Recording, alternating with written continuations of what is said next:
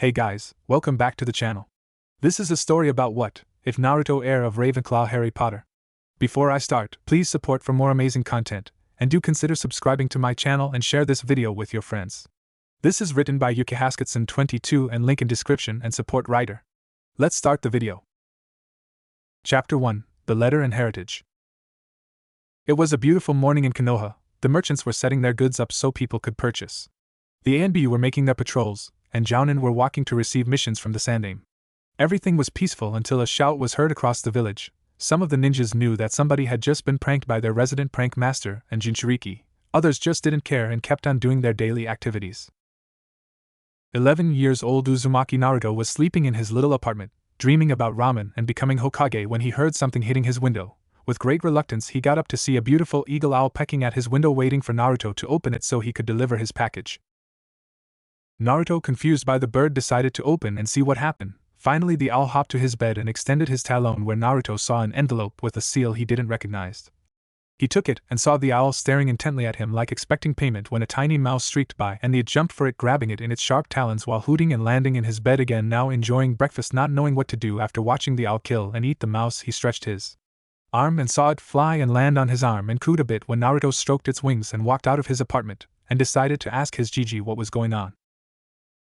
Hiruzen Sarutobi, also known as the Sandaime, the professor and Shinobi no Kami, was battling the enemy of every leader, the dreaded paperwork, while cursing the Yondaime for not letting him seal the Kyuubi no Kitsune in Naruto, or not even telling him how to beat paperwork, all the time wishing something happened to distract him from it.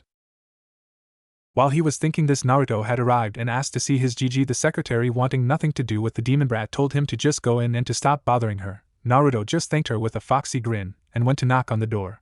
When he heard "Oh, thanks Kami for the interruption" come in, he stifled a laugh and went in. "Gigi, look at this bird in my arm," he said with a smile and pointing towards the eagle owl. The Sandaime was chuckling while he saw the happy expression in his grandson's face when he took a good look at the bird Naruto had with him. "Naruto-kun, that is an eagle owl. How did you got hold of one? They are very rare here in the elemental nations," he asked, trying to remember when was the last time he saw one. "Well, this morning he was standing in my windowsill and pecking to get into my room, and had this letter attached to his leg, so I let him in. Took the letter and came here to ask about it," Naruto told the Hokage while he stroked the owl's feather with care. Hiruzen was speechless with the story he just heard and asked to see the letter he got from the owl. When he opened it, he started to read what it said. Hogwarts School of Witchcraft and Wizardry. Headmaster, Albus Dumbledore, Order of Merlin, First Class, Grand Sorcerer. Chief, Warlock, Supreme Mugwump, International Confeed of Wizards. Dear Mr. Uzumaki, we are pleased to inform you that you have been accepted at Hogwarts School of Witchcraft and Wizardry. Please find enclosed a list of all necessary books and equipment. Term begins on September 1st. We await your owl by no later than July 31st. Yours sincerely, Minerva McGonagall, Deputy Headmistress, Hogwarts School of Witchcraft and Wizardry. Uniform. First-year students will require 1. 3 sets of plain work robes, black.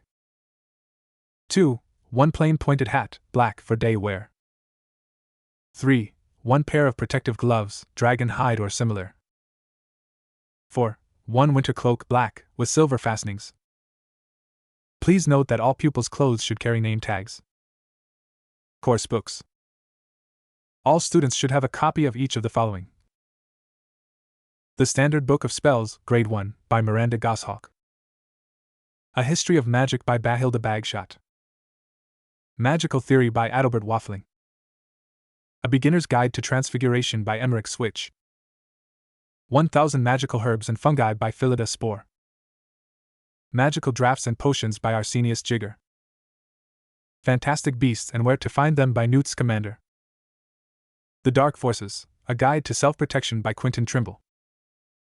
Other equipment: 1 wand, 1 cauldron, pewter, standard size 2, 1 set glass or crystal phials, 1 telescope, 1 set brass scales.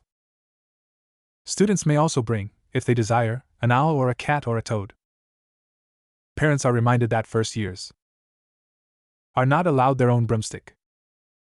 Yours sincerely, Lucinda Tomsonikopoulos, Chief Attendant of Witchcraft Provisions. When the Sandaime finished reading what the letter said, he started to remember a certain redheaded that barged in the same way Naruto did with the same letter several years ago. "Oh Kushina, your son already got his letter for Hogwarts, and I think it would be for the better if we're to go so he could actually make some friends," he thought while Naruto kept on petting the eagle owl that was preening under his care. "Well, Naruto-kun, this is an acceptance letter for a school of witchcraft and wizard. You are what is known as a wizard, and you must attend this school so you can learn how to control your magic. And let me tell you a little secret. Your mother was a witch. If I remember correctly, she was excellent with what is called potions and charms. That is all I will tell you for now. If you want to know more about her, you could accept to go to this school and I will tell you more, and the professors there could tell you even more about her." Hiruzen told Naruto, who was now bouncing off the walls with happiness and saying yes, I'll go. He couldn't help but chuckle at the blonde. Hook, line and sinker, now he will go and be able to have a decent school without being held back by the teachers. But I will have to tell him about his tenant, which is a small price compared to what he will get from that school, he thought, and smiled while Naruto scribbled a thank you note saying he would be there but he would need a guide to get his school supplies and sent his new friend away with the note. A week had come and gone since Naruto learned he was a wizard and also that he was the Jinchuriki of the Kyuubi no Kitsune, and he couldn't believe that the Yondaime trusted him to carry such power. He made a promise to himself that day that he would become a great wizard and ninja. The Sandaime was happy to see Naruto smile the way he did that day and prepared several scrolls so when he came back from his first year of school he could take the academy test to become a genin so he could keep his promise. That was a week ago, and here he was dressing more casually so he would look less out of place in London. 2 days after Naruto sent his reply, they got another letter saying that he would be picked up at the Hokage Tower so he could buy his materials and uniforms. So here they were waiting for this McGonagall person. The Sandaime was telling Naruto that he was expected to be in his best behavior today, and when he left for school, when they heard a pop sound, when they turned to look, they were treated to a rather strange sight. A strict-looking woman that was in her late 50s with her black hair and a tight bun with a rather odd-looking dress robe and holding a stick in her hand. She made a rather imponent presence towards Naruto, having felt his Gigi exude the same aura this woman was.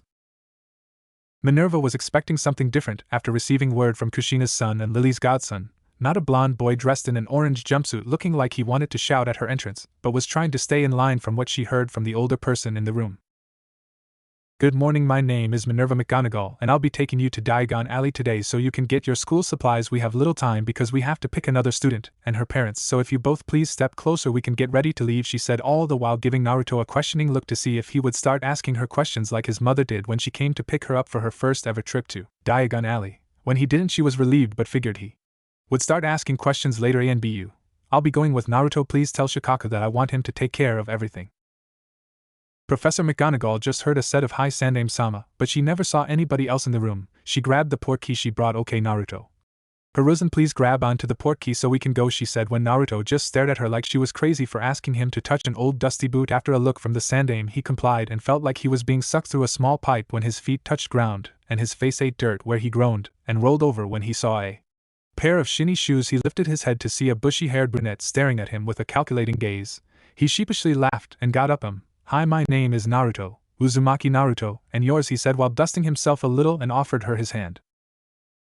When Hermione heard that her parents and her would be accompanied by another future student, she didn't know how to react, so she waited. When they arrived, she saw Professor McGonagall and an old man. Hearing a groan from behind the two, she saw a boy her age with blonde hair and 3 whisker marks on his face. She stepped to take a closer look when he got up and introduced himself as Naruto. "I'm Hermione Granger, nice to meet you," she said, shaking his hand. Meanwhile, Hiruzen walked up to Hermione's parents and introduced himself to them. Professor McGonagall cleared her throat and told them that if they were ready they could leave right now for Diagon Alley. When she received a nod from everybody, she repeated the process she did in the Hokage's office. When they arrived at the leaky cauldron, Naruto couldn't help it and shouted, "What the hell is that, old man? It looks like an abandoned building. Why would she bring us here?" he asked loudly when McGonagall told him to trust her, and she entered the pub. Everybody followed her, Naruto growling a bit but paying attention to his surroundings like he was taught in the academy, Hermione looking curiously at everything. When they entered the back of the pub, she told them to watch closely cause there would be times when they would have to come alone and tap a brick that was 3 up and 2 across from the dustbin. When she did, the bricks started to separate, creating an archway. When it finished, she turned around to look at Naruto and told him like she told his mother many years before, "Never take everything to face value, young one. Things might surprise you if you look underneath the underneath." Naruto and Hermione were speechless at what they saw. "Okay, first stop Gringotts Wizarding Bank. Now Naruto, Hermione, I want you to promise me you will be in your best behavior and will be polite to the goblins." McGonagall told them that Gringotts was run by goblins and were a proud race of warriors. Naruto, remember what we talked in my office, the Sandaime said in what Naruto came to call Hokage takes no shit mode, and stood straight just like Iruka-sensei taught him when delivering a mission report, or being debriefed for a mission. He was grateful for Iruka cause he didn't treated him different. Hermione saw how the Sandaime told Naruto to remember something and he stood like a soldier, and her father saw the same thing, and decided to ask Hiruzen why would he talk to Naruto like that. Excuse me Hiruzen, why would you speak to your grandson like he was a soldier? He is barely 11. The Sandaime looked back and saw that the Grangers wanted an explanation. How about we talk about that subject when we finish shopping? We can go to my village if it's okay with you, McGonagall-san, and I will explain everything. The Grangers were satisfied by the answer and were looking forward to the explanation. After arriving at Gringotts entrance, everybody was in awe at the beautiful craftsmanship. McGonagall led them towards an empty booth. My name is Griphook, how can I help you? He asked in a raspy voice. The goblin was about a head shorter than Naruto, with a swarthy, clever face, a pointed beard, and very long fingers and feet.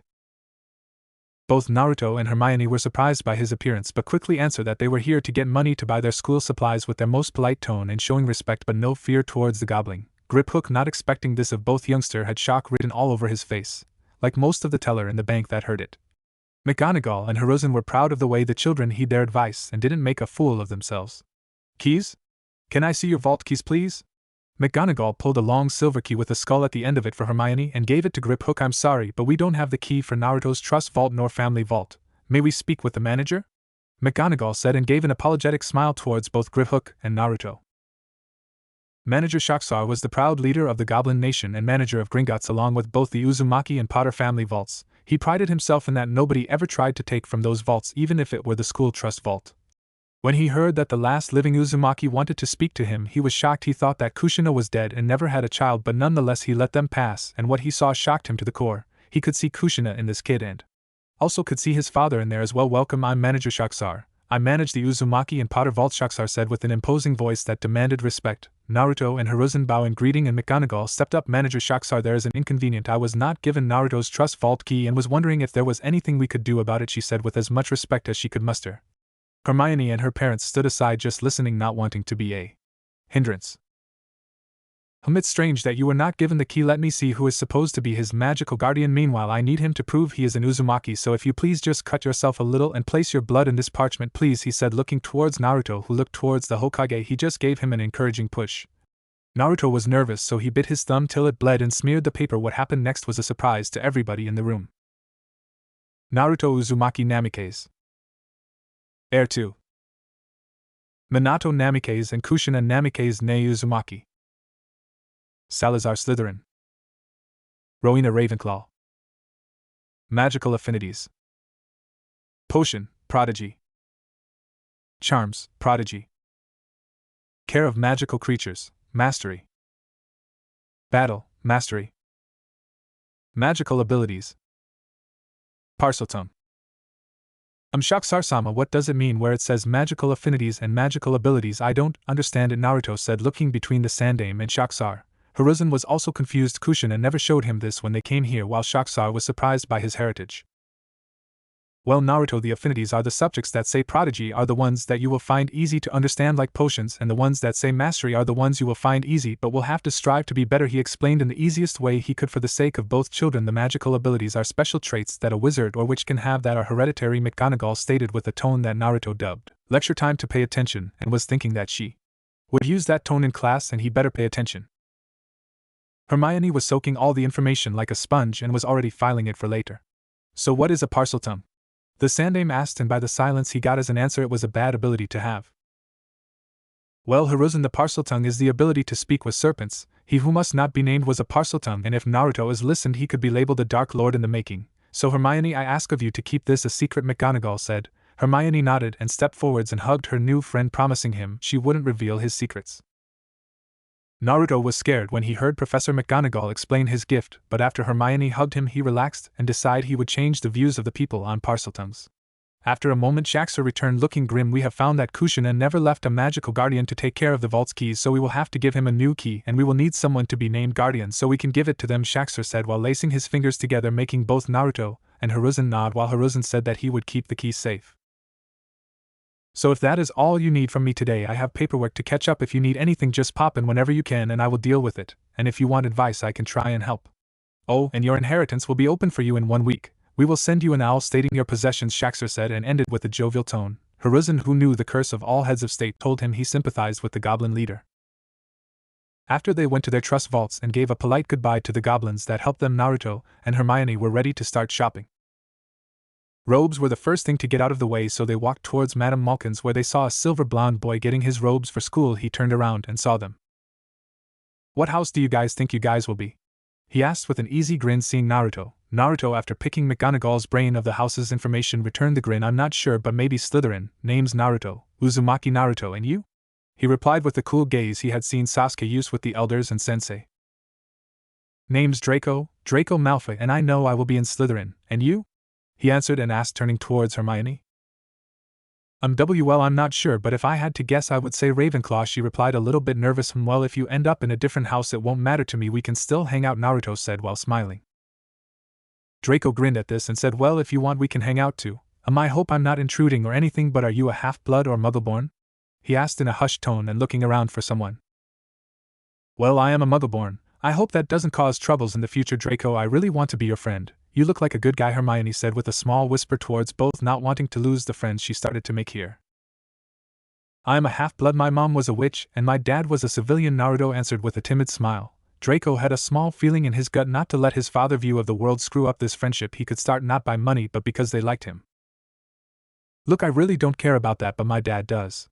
If you ever meet him, please fake you are pureblood so we can be friends without him trying to ruin everything," Draco said, not knowing that his mother was standing behind him with a proud smile, now knowing he wouldn't follow his father's step. "Oh, my baby dragon has finally made his own friends and stopped thinking like a fool," Narcissa Malfoy, a beautiful silver blonde woman that had aristocratic features, said while hugging her son and smiling towards Naruto and Hermione. "My name is Narcissa Malfoy, and I am Dragon's mother." She offered her hand to the parents while Draco was trying to fix his hair while Naruto was laughing. The adults started to chat with each other, and when they saw the children interactions, decided to shop together for the three to know each other better. They went around the alley, entering different shops for quills, potions, ingredients, books, parchments, ink. They only needed to get the wands and pets. While they were walking, Draco explained some costumes and some stuff that has happened in the last 11 years, from the fall of the Dark Lord to the apparition of Harry Potter. The boy who lived. Naruto and Hermione were surprised by the fact a kid the same age as them was known all across the magical community, but let it slide, maybe they would meet him in the Hogwarts Express. "Okay, next stop Elop's Owl Emporium, so you kids can get a familiar," McGonagall said while Draco, Naruto and Hermione ran inside the store to see the pets. Draco was looking at the owls when a Barney owl landed on his shoulder and started to hoot, getting his attention, and started to pet it, and turned around to his smiling mother. Both walked to pay for the owl, now named Rex. Hermione was looking at the cats when a small orange kitten jumped to her arms and started to rub its head against her hand and purring when she scratched behind its ears. Her parents walked with Professor McGonagall to pay for the newly dubbed Crookshanks. Naruto couldn't help but stare at two different animals. One was a small fox kit with two tails with a fiery red color and a viper that kept following his every movements. "Who are you, young one?" the viper hissed, trying to see if Naruto would react. When he turned around, "I'm Naruto, and I'm looking for a familiar," he hissed unconsciously while the Sandaime looked at him, remembering that Naruto could speak with serpents. "Well, young speaker, I would be honored if you choose me," the viper hissed back with a small smile, seeing a speaker. "What did the viper said, Naruto-kun?" the Sandaime asked, wary of the snake. "Well, he said he would be honored to be my familiar, but I also feel a connection with this fox kit over there," he said with a frown. "Well, Naruto, you could take both. I'll make sure you don't get in troubles," McGonagall said with a thin smile. Naruto was excited, so he went and opened the cage where the fox kit was staring at him. When he got the fox kit out of the cage, he felt the viper slithering up his arm. He felt how both animals bit him a bit, and saw their eyes glowed a amethyst color, getting a small part of Naruto's magic and chakra, and in return the viper made Naruto immune to his venom. Hiruzen was happy to see Naruto smile and went to pay for both animals and their respective foods and treats. After Draco, Hermione and Naruto got everything for their familiars, they walked towards Ollivander's wand shop, but Naruto stopped in front of a small shop with different blocks of wood in display. "Professor, what is this shop for?" he asked while Draco and Hermione came and stood by his side inspecting the shop with him. "Well, young man, this is a wand crafter shop." A shadow was cast in front of the three students and introduced himself. "I'm Horst, and I'm the owner of this shop. You want a crafted wand?" Naruto looked back at the Hokage with the dreaded jutsu that only women and small children were able to pull. Puppy dog eyes, no jutsu. He tried to resist or look away, but Hermione and Draco joined in trying to get their parents to cave in. After a few moments, they couldn't resist anymore and said yes. When they opened their eyes, the kids were already inside the shop choosing the woods and core for their wands.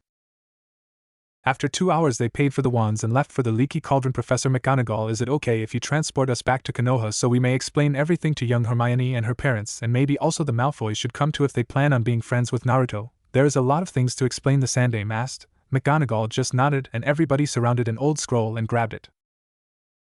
Izumo and Kotetsu were lazing around the gate, not expecting the Sandaime, Naruto, and other oddly dressed people to walk towards them. Sandaime-sama, Naruto-kun, how was the trip? Izumo said with a smile that Naruto returned. Izumo, Kotetsu, I hope the gates were safe and you weren't sleeping on the job, Hiruzen said with a smirk towards the pair, while McGonagall, Narcissa, Draco, and the Grangers were confused why they would speak to Hiruzen like that, so they just waved and walked towards the biggest building in the village. While walking through the village, they saw several people smile and bow towards the Sandaime. The group arrived at the tower and climbed to the top floor. "You please leave us. Naruto and I are in no danger like last time McGonagall was here." She didn't saw anybody else in the room except their group, but a chorus of "Hi Hokage-sama" and several blurs jumping out the window corrected her. "Now that we are alone, please ask whatever questions you have," he said with an inviting nod. "Where are we and why were the villagers bowing to you out in the streets?" Hermione's mom asked first. "We are in Konoha, that is located in the elemental nations outside of the Japanese islands, separated by a magic barrier from the rest of the world. We have a different source of energy and power, and barely some people awaken their magical abilities like Naruto here. Why they bowed to me is because I am the leader of this village. We are a militaristic village and Naruto is part of the shinobi corps. Well, he will be when he turns 12 and he is ready to take the graduation exam," he answered them, never hiding anything from them. "So you are forcing Naruto here to be part of the army?" Hermione's dad asked, knowing what the army was like from his youth in it. "No, we never forced Naruto to join, nor any youngsters to do so. They all joined from their own free will." Hermione and Draco were surprised that their friend was a trained killer since he was little. "Why would you join Naruto?" McGonagall asked to Naruto, wanting to know his reasons. "To protect my precious people, and I was entrusted with that mission since I was a baby by the Yondaime Hokage when he saved the village from a demon." That answer confused Hermione and Draco even more. "What do you mean, a demon?" they asked at the same time. Naruto looked towards the Sandaime and asked a silent question. His answer came from an encouraging nod and a smile. "The day I was born, a demon attacked the village. The Yondaime fought it. He couldn't kill it, so he did the next big thing. Seal it in a newborn baby with his chakra coils barely developed so it could sync with the Yuki of the demon. I was that baby. He entrusted me the safety of the village." Naruto finished with his head down, not wanting to see the rejection from his friends. When he felt a hug and a pat on the back, he looked up to see Hermione hugging him and Draco with a smile, same as Narcissa. McGonagall and the Grangers were smiling. He got more precious people to protect. He smiled at them, and a few tears made their way down his cheek. "Now, Naruto, why don't you give a tour of the village to Draco and Hermione and maybe introduce them to the Ino Shikacho trio? The academy is getting out in 10 minutes. Hiruzen said with a warm smile. Naruto gave a nod and grabbed Hermione's hand, and Draco followed. "Inu, please watch them for me. I don't want troubles from the villagers." A man with silver defying gravity hair gave a nod and jumped after them.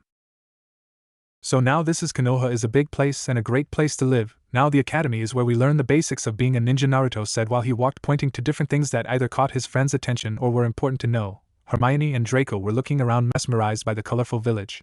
While they were walking, Ino, Shikamaru, and Choji were wondering why Naruto wasn't in class today, but when they saw him walking towards the academy with a bushy-haired girl and a silver blonde boy, their confusion grew. "Naruto, why weren't you in class today?" Irika almost blew a gasket when you weren't there, Shikamaru said with a bored tone while he was giving a look at the two new guys. "Hi Shika, Choji, Ino-chan. Well, I wasn't in class cause I had to go buy somethings for a boarding school, and this are my new friends Draco and Hermione. They are from England," Naruto said with a foxy grin towards his twin. When she saw Draco, all process stopped and couldn't keep the blush from erupting in her cheeks. Choji didn't say anything but offered some of his chips. "TCH, troublesome blonde, what is this of a boarding school? You will miss the last year to graduate, and we won't be able to advance without you," Baka, Shikamaru said, but knew Naruto would give him a good explanation for that. He never lied to them. Even when he found out of the QB, he told them. "Well, remember that letter that I received last week?" At the nod from the three, he continued, "It was an acceptance letter to a school in England. It's for wizards and witches. We found out I was a wizard thanks to my mom, and so are Hermione and Draco," he finished with a smile to his first friends and his twin sister. Draco was staring with a small blush at the sight of Ino, and hit Naruto on his ribs and told him to introduce them. "Oh, right.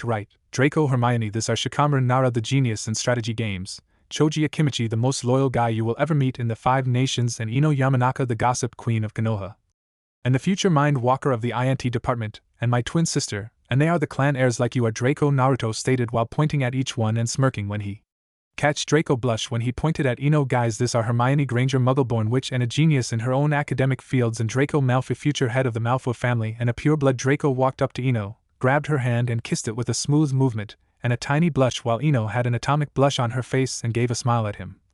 Shikamaru was snickering with Choji, and Naruto and Hermione were speechless at Draco's boldness. Anyways, why don't you guys join us and help me give them a tour of the village? Naruto said, breaking the tension in the air. Ino just nodded and walked next to Draco. Shikamaru just muttered that it would be too troublesome to not do so, and Choji just smiled while eating his chips. While this was going on, the Sandaime called for Inoichi. When he arrived and saw the silver blonde kissing his daughter's hand, he started to see red and leaking killer intent. Well, it seems my little dragon got his dad's charm, and that blonde girl is pretty and will be gorgeous when she hits puberty, don't you think, Mr. Inoichi? He heard a woman speak and turned around to see an identical silver blonde hair in the person standing next to him. He just nodded. Well, then I would like to make a marriage contract with you for your daughter's hand. But first I need to make a charm to see if they are soulmates, if you would allow it. Everybody was shocked when they heard Narcissa say that with a straight face. Mrs. Granger asked her if Draco would be comfortable with it.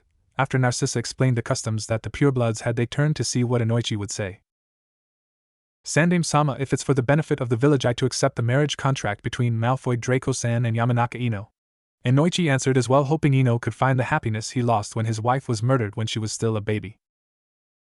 The Sandaime nodded his head and called Tora, get Inu and the children, he is watching over here right now, please. A masked woman with her purple hair done in a tall ponytail appeared and bowed while she received the instructions and left to carry them. 30 minutes later, Inu appeared with Naruto grinning, Draco and Ino talking about the magical world, and Shikamaru and Choji watching their little sister with a small smile. Mission to watch over Naruto-chan and friends accomplished, Sandaime-sama, Inu said while snickering at Naruto's outrage of being called chan and mutterings of grey defying gravity-haired Thames, while the Sandaime laughed at their sibling-like relationship. Inu, please take your mask of. Everybody in the room turned around to see a man with another mask over his face but just covering from his neck to his nose, a headband with the symbol of Konoha slanted over his left eye and a lazy expression on his visible eye. Yo! Naruto-chan and friends, he said with its patent to thy smile while waving at Naruto and his friends. Kakashi and Ai-san. It was you all along? Naruto said while pointing dramatically towards Kakashi, while the rest of the adults started to chuckle and giggle in the case of the women. So this is where you were hiding all along, Agaki? Hanging out with new friends without saying hello to your Nei-chan? They heard the door swing open and a young woman with purple hair tied in a short, spiky ponytail, wearing a mesh shirt, a small skirt, shin guards and a brown trench coat entered and ruffled Naruto's hair. Hiya, Squirt, missed your Anko, Nei-chan. There was one thing why nobody dared to do more than ignore and curse Naruto. Everybody knew that Anko was his sister and would kill, maim, torture, and all around drive insane anybody that tried that. When Naruto was 5, a drunk villager tried to kill Naruto when he was walking with Anko. He was in the hospital till 2 days ago, when he was able to form a coherent speech and could move without aid. Oh damn, who is going to break the news to Hinata that Naruto is leaving for a while? Ino said while Shikamaru's and Choji's eyes bulged and stared at each other, while Naruto was thinking on how Hinata was weird, always fainting when he talked or even looked at her, or how she would follow him everywhere like Sakura did for Sasuke. Who is this girl that you guys are talking about? Draco asked while fearing Naruto's safety. It's a girl in our class that has a massive crush for Naruto, Ino answered him. We have seen her follow us whenever we are with Naruto, Shikamaru said, and she faints when Naruto smiles in her general direction or whenever he talks to her. Choji finished between chips. She also follows me wherever I go when the academy ends, Naruto said. Don't worry, Gaki's Hinata can't do anything because of her standing in the village as princess of the Hyuga clan. Her father would never allow Naruto to be with her even if he wanted to be with her, she said with a smile that made Hermione trust her more. Narcissa stepped up and said, okay Draco, Ino, please hold hands, close your eyes and I'll do the rest, she said while performing some wand movements and chanting in Latin when a big green ball appeared and she clapped with glee, and while Inoichi just smiled and walked towards Draco and kneeled. If you make her cry or you hurt her in any way or form, there will be nothing you can do to hide from my wrath, are we clear? He whispered in his ear, and Draco saw Shikamaru, Choji and Naruto nodding their heads and figured they were agreeing with Inoichi. He just nodded his head. I promise nothing bad will happen to her when I'm around. Inoichi smiled at this, he liked the kid already. Okay Naruto-chan, you want to see what I got for you? Anko said, changing the subject again while Kakashi was reading his Aika with the Sandaime doing the same. Everybody crowed around Anko, who kneeled and unfurled a scroll with several seals on it, and pushed chakra in the first one. When the smoke cleared, they were staring at a guitar and several books on how to play it. This, Naruto-chan, is a guitar. It came with different books to learn how to play the different styles, and it will help you relieve some stress. I'd rather have you playing this than either drinking like me or reading porn out in the open like you're an Ai-san, okay? she said with a grin towards Naruto, who was staring at the guitar with awe just like his friends. Nae-chan, you do know that I already know how to play a guitar, don't you? Naruto stated while he scratched the back of his head and sheepishly laughed at Enko's expression, while Kakashi was chuckling, remembering how he taught him that instrument so he wouldn't enter and try to burn his precious book collection. I taught him how to play a guitar because I didn't want him near my book collection, knowing you would kill me if he turned up like me, Enko-chan, he said with a smile while putting his book away. Okay Naruto, let's see what you can play, Enko said, wanting to see for herself if her Ototo could actually play. Play Dirt by Florida Georgia Line. You get your hands in it, plant your roots in it, dusty headlights dance with your boots in it, dirt. You write her name on it, spin your tires on it, build your cornfield, whiskey bonfires on it, dirt, you bet your life on it. It's that elm shaded roads clay, you grew up on that plowed up ground that your dad damned his luck on, that post game party field you circled up on, and when it rains you get stuck on, drift a cloud back behind county roads that you run up, the mud on her jeans that she peeled off and hung up, her blue eyed summertime smile looks so good that it hurts, makes you wanna build a 10% down white picket fence house on this dirt. You've mixed some sweat with it, taken a shovel to it, you've stuck some crosses and some painted goal posts through it, dirt, you know you came from it, dirt, and someday you'll return to.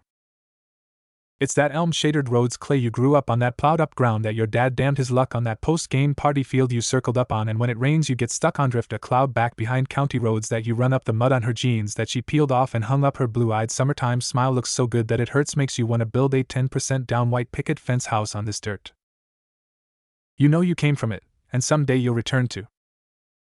It's that elm shaded roads clay, you grew up on that plowed up ground that your dad damned his luck on, that post game party field you circled up on, and when it rains you get stuck on, drift a cloud back behind county roads that you run up, the mud on her jeans that she peeled off and hung up, her blue eyed summertime smile looks so good that it hurts, makes you wanna build a 10% down white picket fence house on this dirt.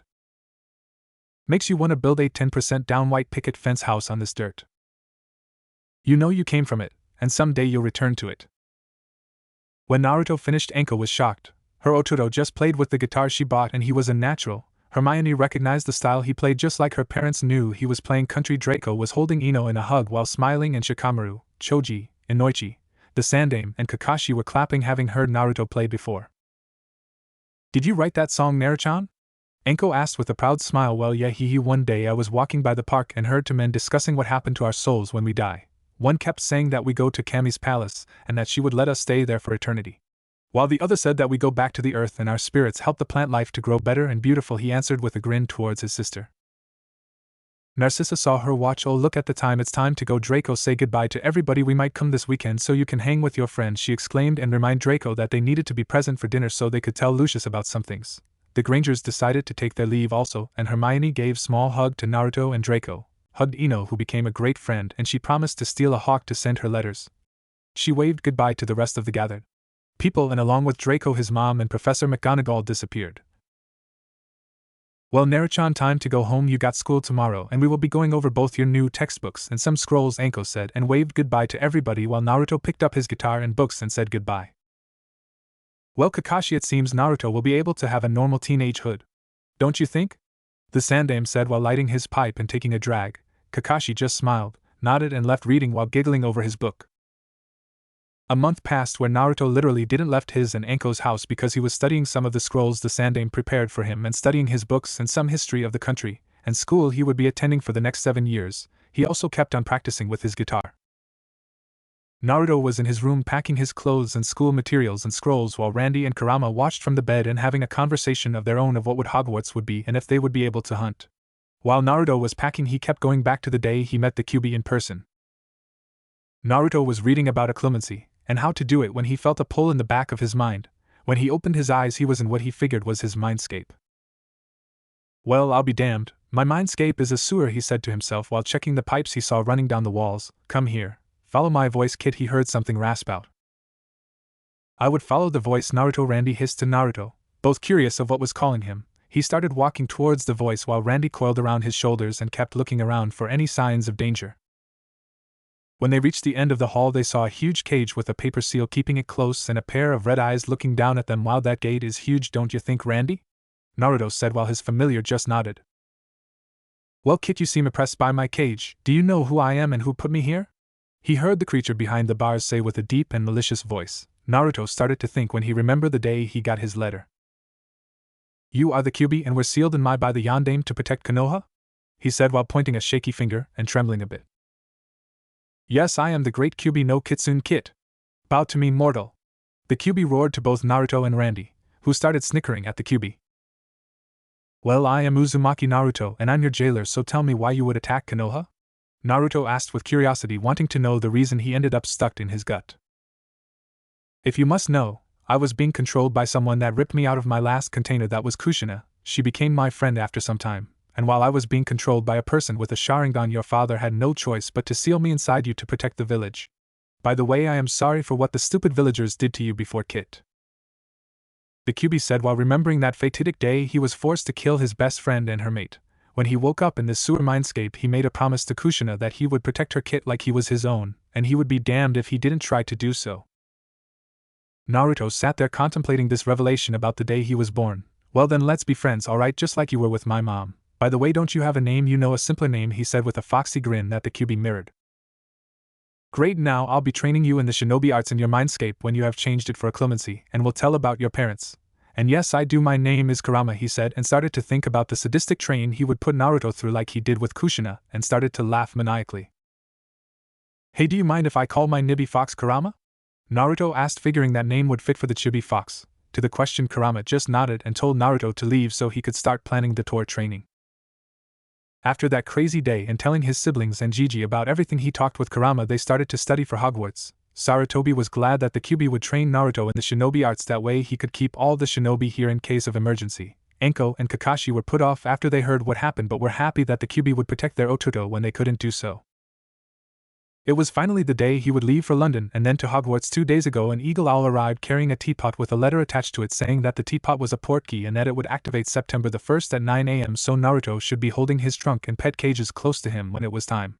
Right now it was 8:50 and the Ino Shikicho trio and their parents were there talking with Naruto in the children's case and Enko and the Sandame in the adults' case. So you ready for school, Naruto? Choji asked while trying to smuggle some chips and assorted treats to Naruto's trunk so he could eat during the train ride without Ino finding out and chewing them about it. Yeah, I am, but I'm also nervous for it. I hope it won't be too hard, Naruto said while he scratched Kurama's ears.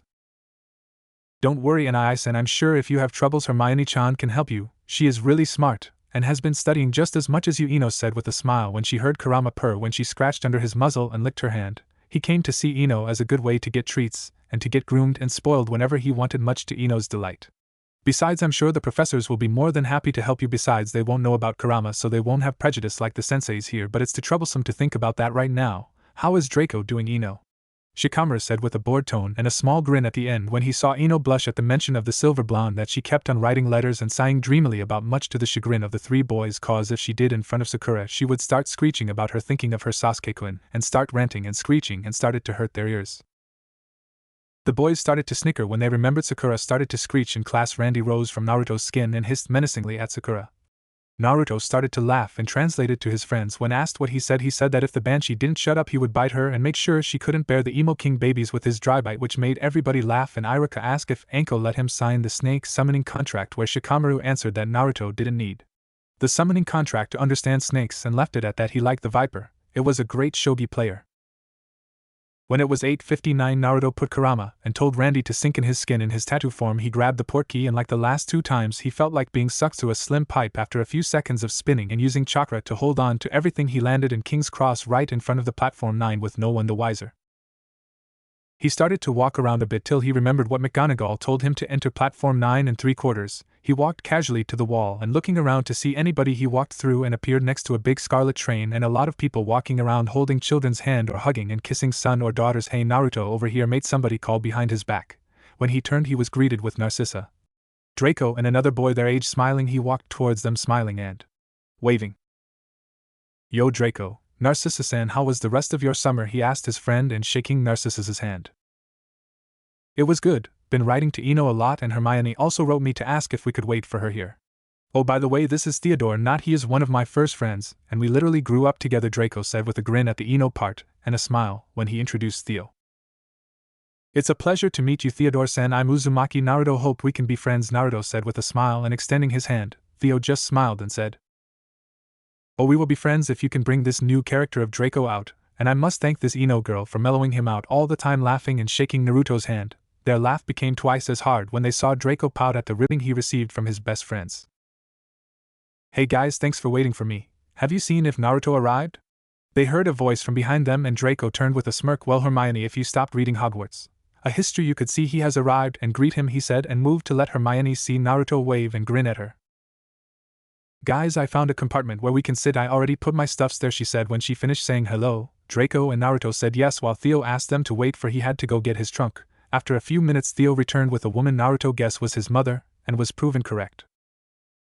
"Mum, this are my new friends Naruto Uzumaki and Hermione Granger," he said while pointing at his new friends. "A pleasure to meet you, ma'am," they said in unison and blushed when Draco started to snicker when they said it. "Okay children, go to your compartment, and don't forget to write us," Narcissa said when she stopped giggling and everybody nodded and said their goodbyes.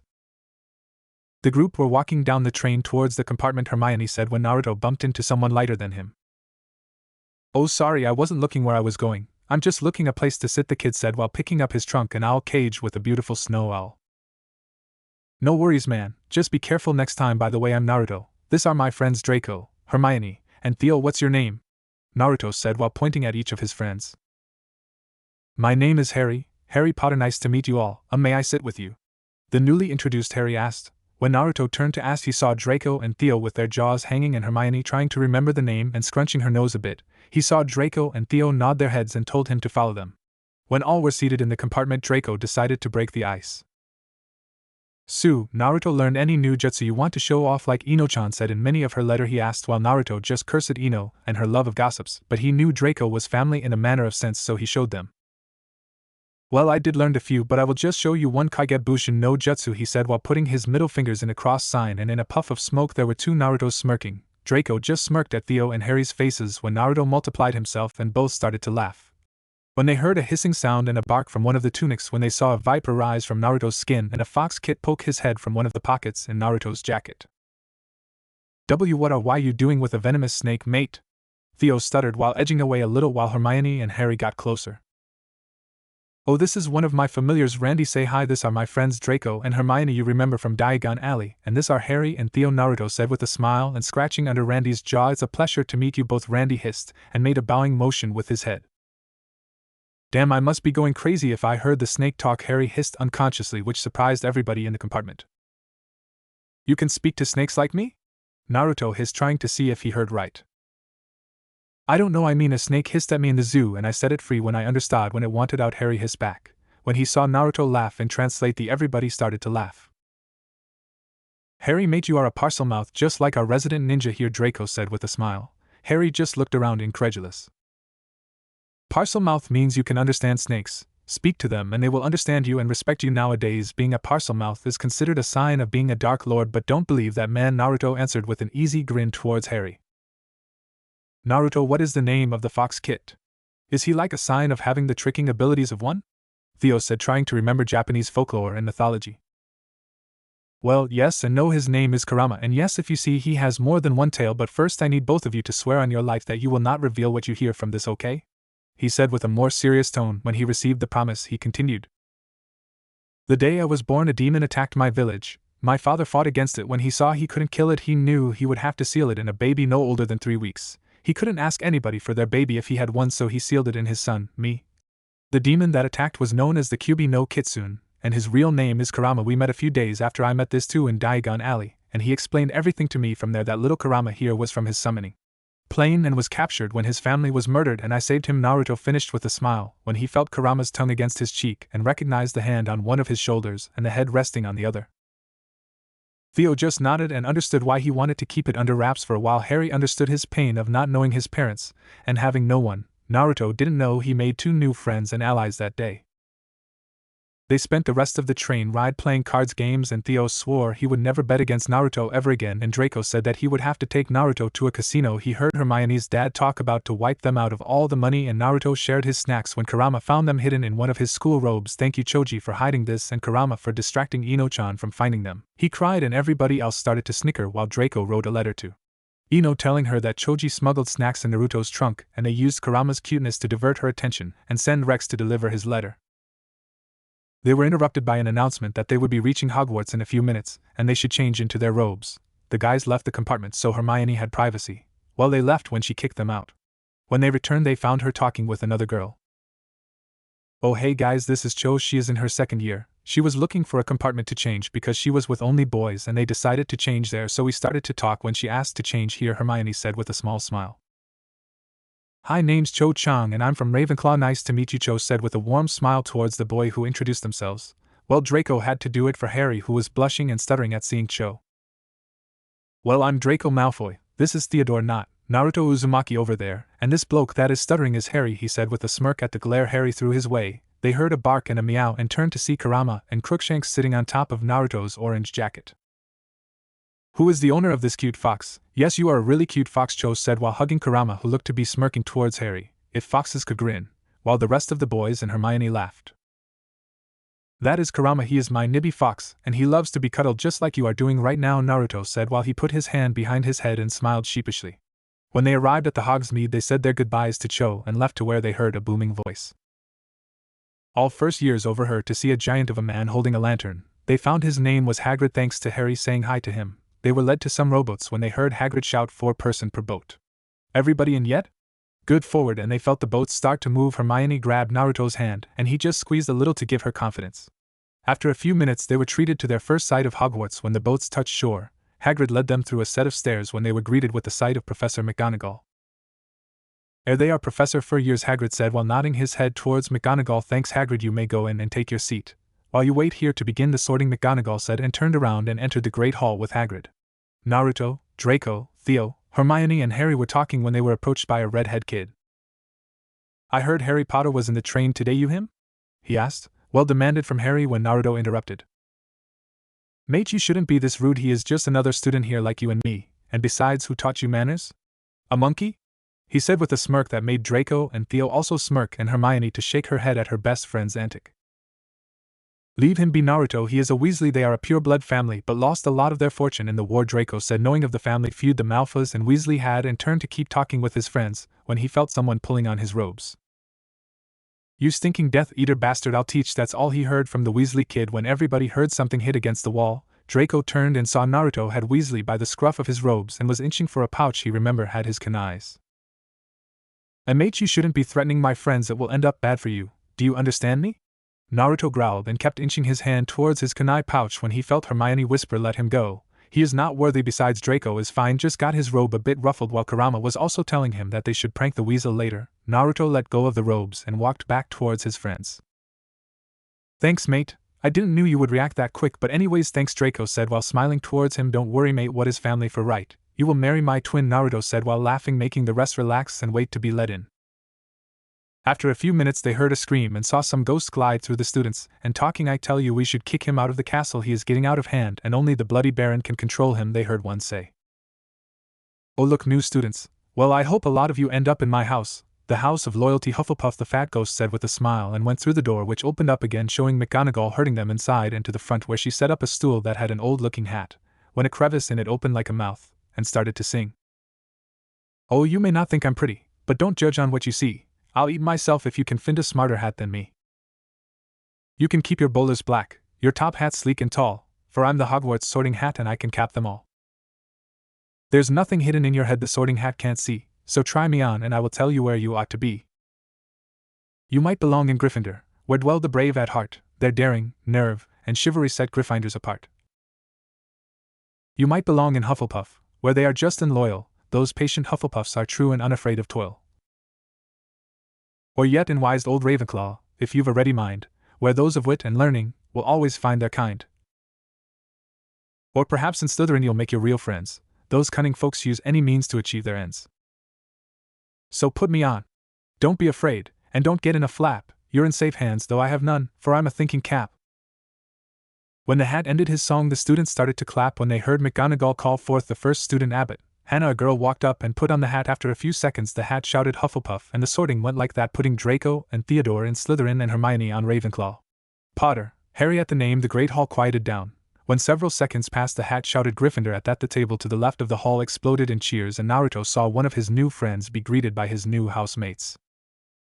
After several names being called his name finally came up, Uzumaki, Naruto, McGonagall said, and Naruto saw the greasy-haired professor straighten up and pay more attention to him. He sat down and let Professor McGonagall put the hat on him. Another Uzumaki comes to his ancestral roots, he heard inside his head. You have a burden set on you to protect others, and it is already helping you. Good, very good. You are as cunning as the most experienced shinobi, and you seek power but for selfless reasons. You are trying to bring pride to Parselmouthas. Yes, you will do well in Slytherin. At that, Draco and Theo gave a cry of joy while Hermione smiled proudly at his best friend while Harry clapped as loudly as he could. Naruto also saw the greasy-haired professor clap loudly and gave him a big smile.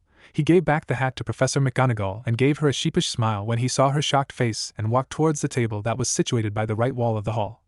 The sorting continued and ended with him meeting a new boy named Blaise Zabini and the Weasel going to Gryffindor and trying to coax Harry into being friends, and from what Naruto got out of reading his lips, leaving those dirty rotten snakes because they would only bring troubles and he would be used. When the feast ended and the headmaster dismissed them, he walked with Draco and Theo by his side towards the dungeon, following Marcus Flint, the fifth-year prefect. Okay guys, I want you to remember the path to our common room and to memorize the password for it, he said with a grin. They arrived at the end of the hall and stood in front of a portrait of a snake charmer with different type of snakes coiling around him. When Marcus spoke Alia Iacta Est, and the charmer played a few notes, and moved to reveal a passage to the common room. When everybody was in the common room, the prefect started to set them up by grades, with the first years at the front and seventh at the back, when the greasy-haired professor entered and introduced himself. Welcome to the Slytherin house. I'm your head of house and potions, Professor Severus Snape. Now that you are in this house, several other students will either label you future Dark Lords or lying backstabbers. I ask that first through third years stick together for the first month, while a prefect will guide first years to their classes for a few weeks until you get the hang of the castle. I expect you to keep good grades at all times and to follow the rules, if you believe that the rules are beneath you. At least try not to get caught. You are in the House of Cunning now. I will be meeting with the first years in the following weeks to tell them what I expect from them personally. Now off to bed, you have classes tomorrow. Draco and Naruto were bunking together while Theo and Blaise were together. Naruto saw another door where two big guys with oaf faces walked in. He walked to his door and saw a room as big as his old apartment before he moved in with Anko, and saw Draco pick the bed on the left of the room where he could see Rex with a scroll tied to one of his claws. He didn't wonder what was in it but figured Draco would tell him in the morning, so he just went to put on his pajamas and to sleep, knowing tomorrow would be a long day. Naruto felt something slither around his bed and a furry thing brush against his cheek. He tried to ignore it, but the attempts became more forceful until he felt a small mouth bite his nose. That definitely would wake someone up. And when he opened his eyes, he swore he could see smirks in both Kurama's and Randy's faces. He turned to his alarm clock and saw it was 5 in the morning. One thing Anko and Kakashi taught both pets was to always wake Naruto up at 5 in the morning every day so he could exercise before the academy, and it seemed they would keep on doing so at Hogwarts. Naruto just grumbled and went to get his clothes on when he pulled a scroll addressed to him with Ino's handwriting. Curious, he opened it and saw specific instructions for him to get Draco in his insane before school exercise. Now Naruto could grin towards Draco's sleeping form and started to snicker quietly while slinking towards his friend's bed. Draco prided himself in being a light sleeper, so his first night at Hogwarts he decided to sleep in a bit when he felt his covers being drawn away from him, so his hand tried to follow. When he felt something slither up his hand, reacting like any person feeling something slithering up his or her body when they are asleep, he opened his eyes startled to receive a bucket full of water in the face. Courtesy of his best friend and future brother-in-law, he started to sputter curses at Naruto's prankster and cunning senses being better than his and swearing vengeance when a scroll was thrusted in his face. Recognizing his fiancée's handwriting, he started to read after finishing and rereading it just to be sure it was hers and not another prank. He sighed and left the comfort of his bed to get some shorts and sneakers to train with Naruto. He met him at the common room eating an apple while holding another in his left hand. When Naruto saw him, he threw the apple at Draco and told him to follow him outside. It was 6 in the morning when Naruto dragged a beaten Draco to the common room so they could shower and get ready for breakfast and classes. He was impressed with Draco when he could actually keep up with his routine. When they were ready, they saw Theo and Blaise waiting for them at the common room. Holy shite, mate, what happened to you? It looks like a herd of hippogriffs ran you over, Theo said while checking a nasty bruise forming in Draco's arm. Well, it was most definitely not a herd of hippogriffs but a blonde juggernaut following his twin's instructions, Draco answered while glaring at Naruto, who was wistfully talking with Randy. What do you mean by that, Drake? Blaise asked while they arrived at the Great Hall for breakfast. Well, when my mom and I went to Diagon Alley, we met Naruto and Hermione, and we became friends. Naruto and his grandfather asked us if we wanted to see their home village, and we accepted there. My mom made a marriage contract with one of Naruto's best friend named Ino, an alliance sort of thing between Naruto's homeland and England's magical world. At their understanding nod at the marriage contract. Draco continued, well, this morning Naruto woke me up at 5 in the morning and gave me a letter. For me saying I had to participate in his daily workout routine because by the way things are run over there I will need to learn self-defense. You saw how fast Naruto can move, and from what I saw this morning that was his lowest speed and the people that will aim to kill, so sometimes either me nor Naruto will be able to use magic, so here we are. Be getting pounded in the dirt every morning, he finished with a sight at Naruto's evil grin that changed when Hermione walked over to them to greet them. Everybody in the Slytherin table watching Naruto's reaction, some smirked, others just didn't care and kept on eating breakfast, and others were disgusted at someone from an inferior house get near their table. Hey guys, how did you sleep? Hermione greeted her friends. They told her about their common room and she laughed at Draco's new morning rituals. She saw her head of house started to deliver the first year's schedule and left saying she would catch up to them later in the evening at the library. The guys saw Snape start to deliver their schedule and stopped eating. Mornin', Professor Snape, Naruto said while Draco waved a bit at his godfather. Morning children, how was your first night at Hogwarts? Snape asked towards his godson, and son of one of his last true friends and new snakes. Before I forget, here are your schedules. I hope you do well in all your classes and bring pride to the snakes, he said with a sliver of a smile. They grabbed their schedule and saw they had potions and transfigurations with Gryffindor, charms and history of magic with Ravenclaw, herbology and astronomy with Hufflepuff, and flying with the other houses. The first week of school was as always slow and boring, filled with a lecture from every professor on what he expected to be done in his class, and how they were expected to work on the assignments. Draco found he was getting faster, and Theo, Blaise and Hermione started to join in the morning workout, to which Snape, after finding out about Hermione joining, gave 5 points each for inter-house cooperation. It was finally Friday and they had their first potions lesson. Draco and Blaise were talking about Quidditch while Theo explained some things about the magic world to Naruto when they were joined by Harry. Hey guys, how you been? He said with a small smile at having another class with his friends. Blaise and Draco waved back before continuing their discussion on who was more important, the seeker or the chaser, while Theo shook hands with him and Naruto smiled at him when they heard. Potter, I already told you that those snakes will just use you. You should stick to your own housemates, they heard an annoying voice shout, to which Harry just sighed and ignored him, while the whole first year of Slytherin glared at the weasel that was about to continue his rant against Slytherin when the door to the classroom opened and Snape walked by, cape blowing around him, when he heard Naruto whisper to his friends, I swear he must be using a wind jutsu, guys, there is no draft here for his cape to blow like that, and damn was he right. This was the only jutsu he could glean out of Kushina when they were in school that was not destructive nor taxing on him, but hell, if he wasn't grateful, it gave him a more menacing aura. Knowing that evening he could finally talk to him, he started his well-rehearsed speech. There will be no foolish wand-waving or silly incantations in this class. As such, I don't expect many of you to appreciate the subtle science and exact art that is potion-making. However, for those select few, he looked at Draco while saying this, who possess the predisposition, and looking at Naruto paying attention to every word he said, he couldn't help but remember Kushina and Minato when he went to their wedding. I can teach you how to bewitch the mind and ensnare the senses. I can tell you how to bottle fame, brew glory, and even put a stopper in death. When he heard snickers coming from the front of the class, he searched and found the culprits, 3 Gryffindors. He ignored it for now and started to call roll when he heard the 3 Gryffs laugh a bit louder and decided to call them out. Weasley. What would I get if I added powdered root of asphodel to an infusion of wormwood? The weasel turned red and muttered, I dunno. Speak up and clearly, Mr. Weasley. And it's I don't know, sir, not I dunno, Mr. Malfoy. Same question. Draco smirked and answered the draft of living death. Sir Snape, Harry and the rest of the Slytherin smirked. Mr. Thomas, where can I find a Bezoar? A lanky-looking kid trying to be funny cracked a grin and gave a cheeky smile. In your storage room, sir. This made the Gryffindors laugh and the weasel and his friends to grin at their ingenuity. 5 points from Gryffindor, for your cheek. Same question, Mr. Uzumaki? Naruto smirked and thanked both Anko and Hermione that forced him to read ahead in the book and answered in the stomach of a goat. Sir, Snape smirked and said. Well, it seems it's 2 wrong answers for Gryffindor. Let's see if it's 0 for 3, shall we? Potter. What is the difference between monkshood and wolfsbane? Harry was nervous until he remembered when Hermione explained to him and Naruto. They are the same, sir? He answered a little bit nervous.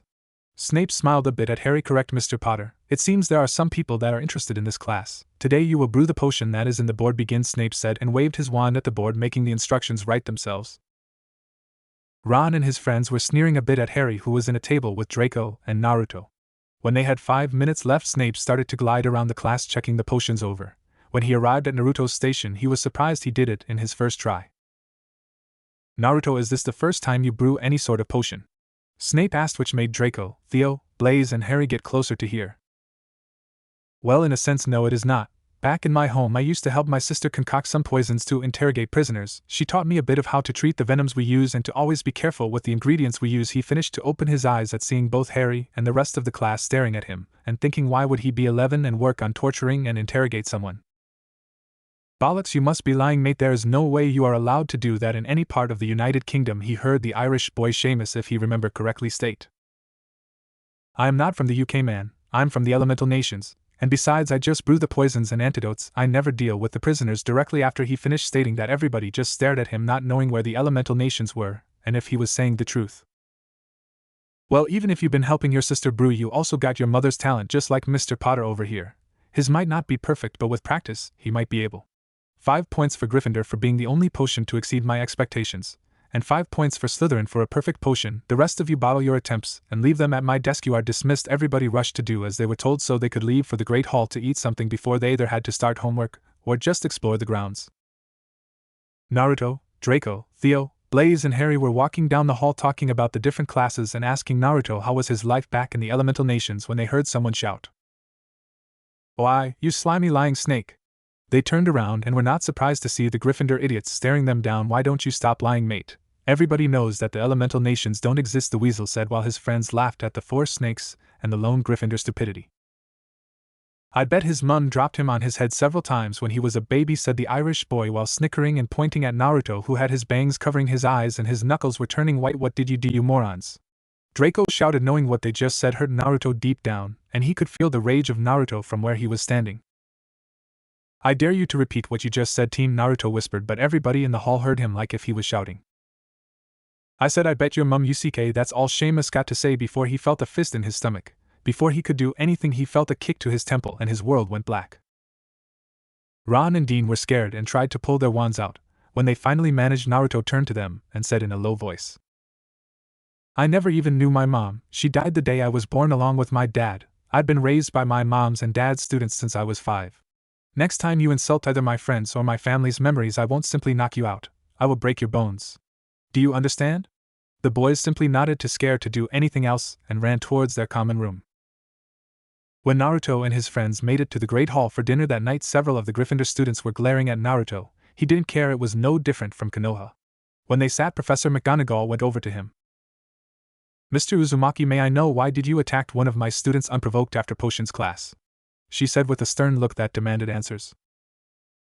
"Excuse me? I'm sorry, but I attacked nobody unprovoked after class, ma'am," he said. "Oh really? And why Mr. Weasley and Mr. Thomas came to me with a knocked-out Mr. Finnegan with a swelling cheek?" Her pursed lip proved the disappointment she had towards Naruto attacking. "Oh, that guy, Draco, what was it that he said to send me over the edge and attack him?" Naruto answered while turning to look at his best friend. "He said that your mum dropped you on your head several times when you were a baby. I didn't think somebody would be stupid enough to say that to you, mate," Draco answered while paying attention to his food. McGonagall was appalled at what she heard. "So you kicked him and then threatened 3 students because they insulted your mom?" she asked while turning a sharp eye towards the stupid trio. "Please refrain from doing it again. I'll leave you to your dinner. Have a good night," and with that McGonagall left to speak with her students. Chapter 2, Flying Lessons and Quidditch. I don't own anything. It was a beautiful morning at Hogwarts. Well, beautiful for those that were able to sleep until it was breakfast time, not for 3 Slytherin first graders, a Ravenclaw girl, who were suffering by the daily morning routine that their best friend had started them on. "Damn you, Naruto!" was the only thing that was heard on the lakeside by the young knot. His curse was backed up by the glares that Naruto received from Draco and Blaze, but the one that actually made him cower a bit was Hermione's glare. He was glad that a glare couldn't kill him, hopefully.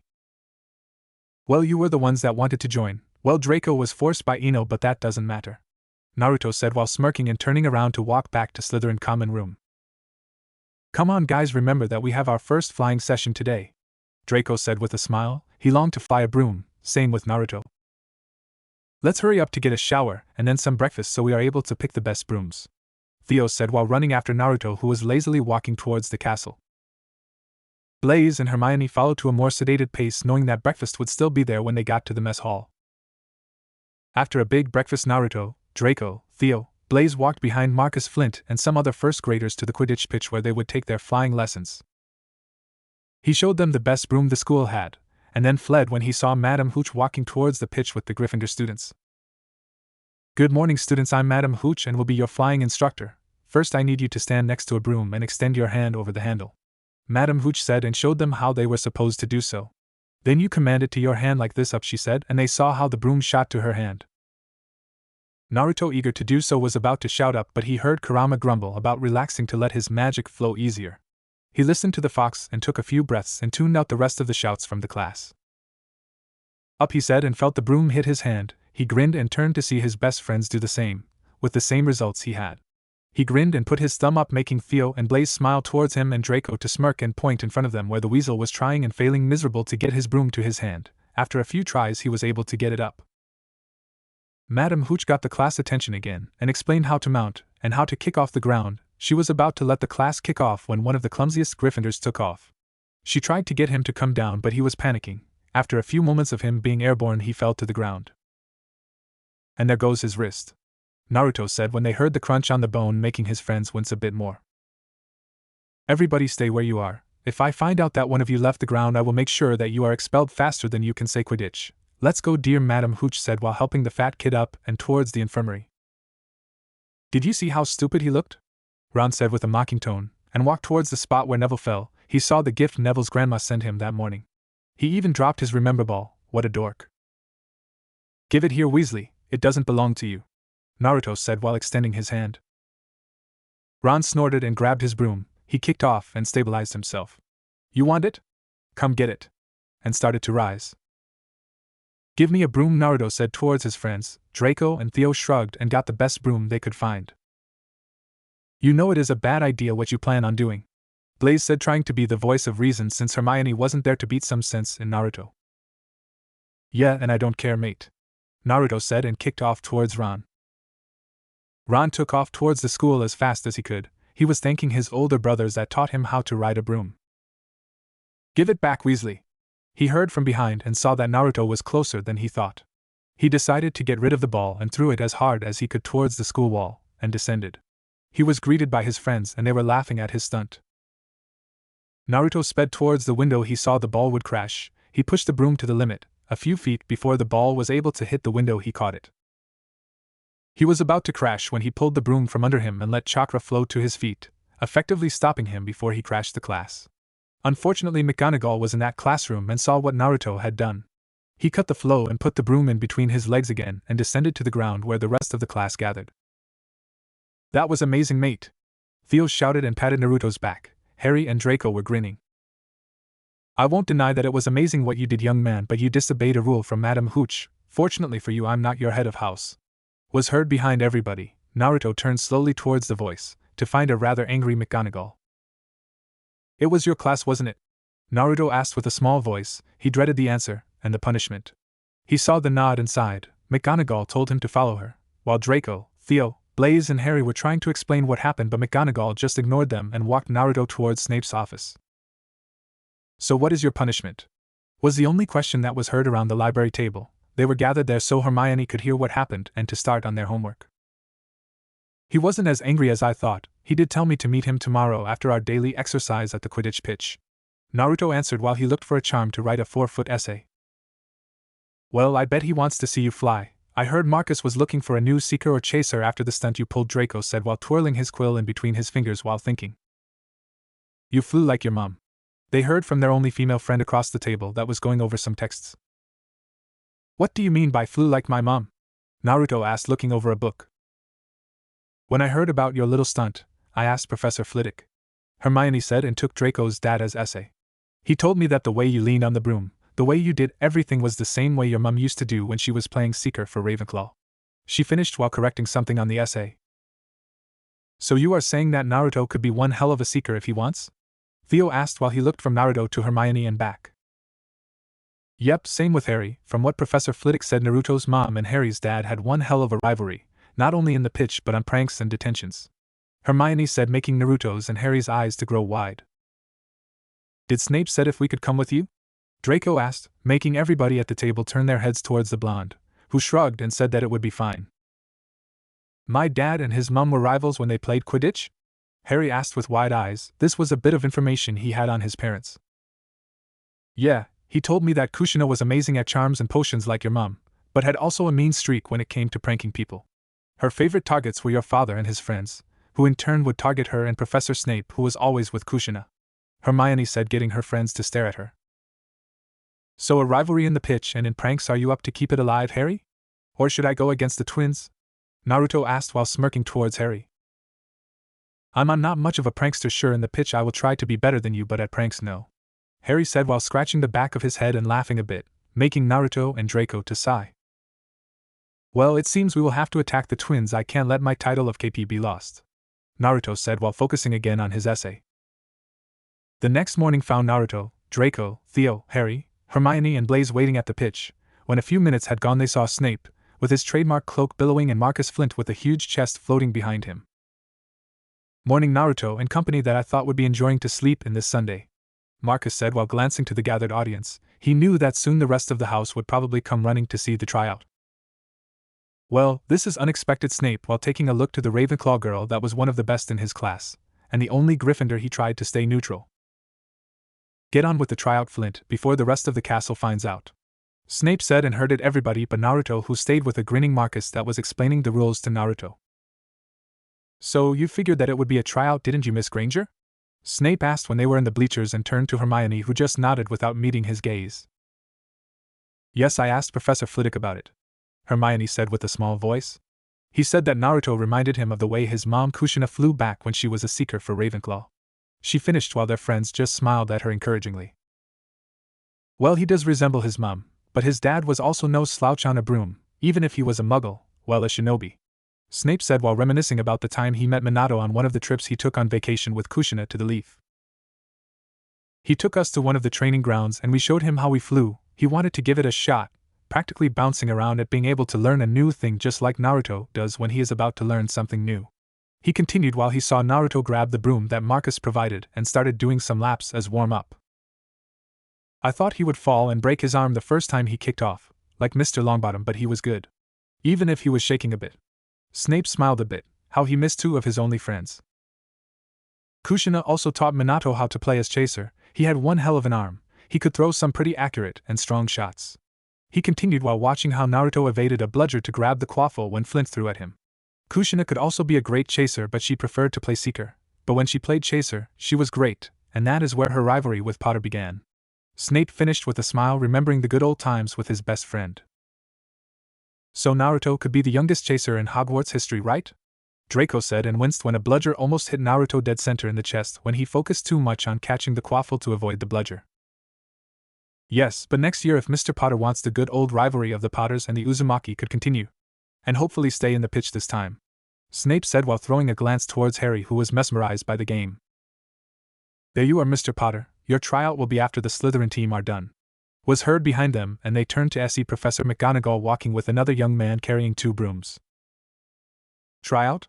What do you mean by tryout, Minerva? Snape asked, shocked by the information.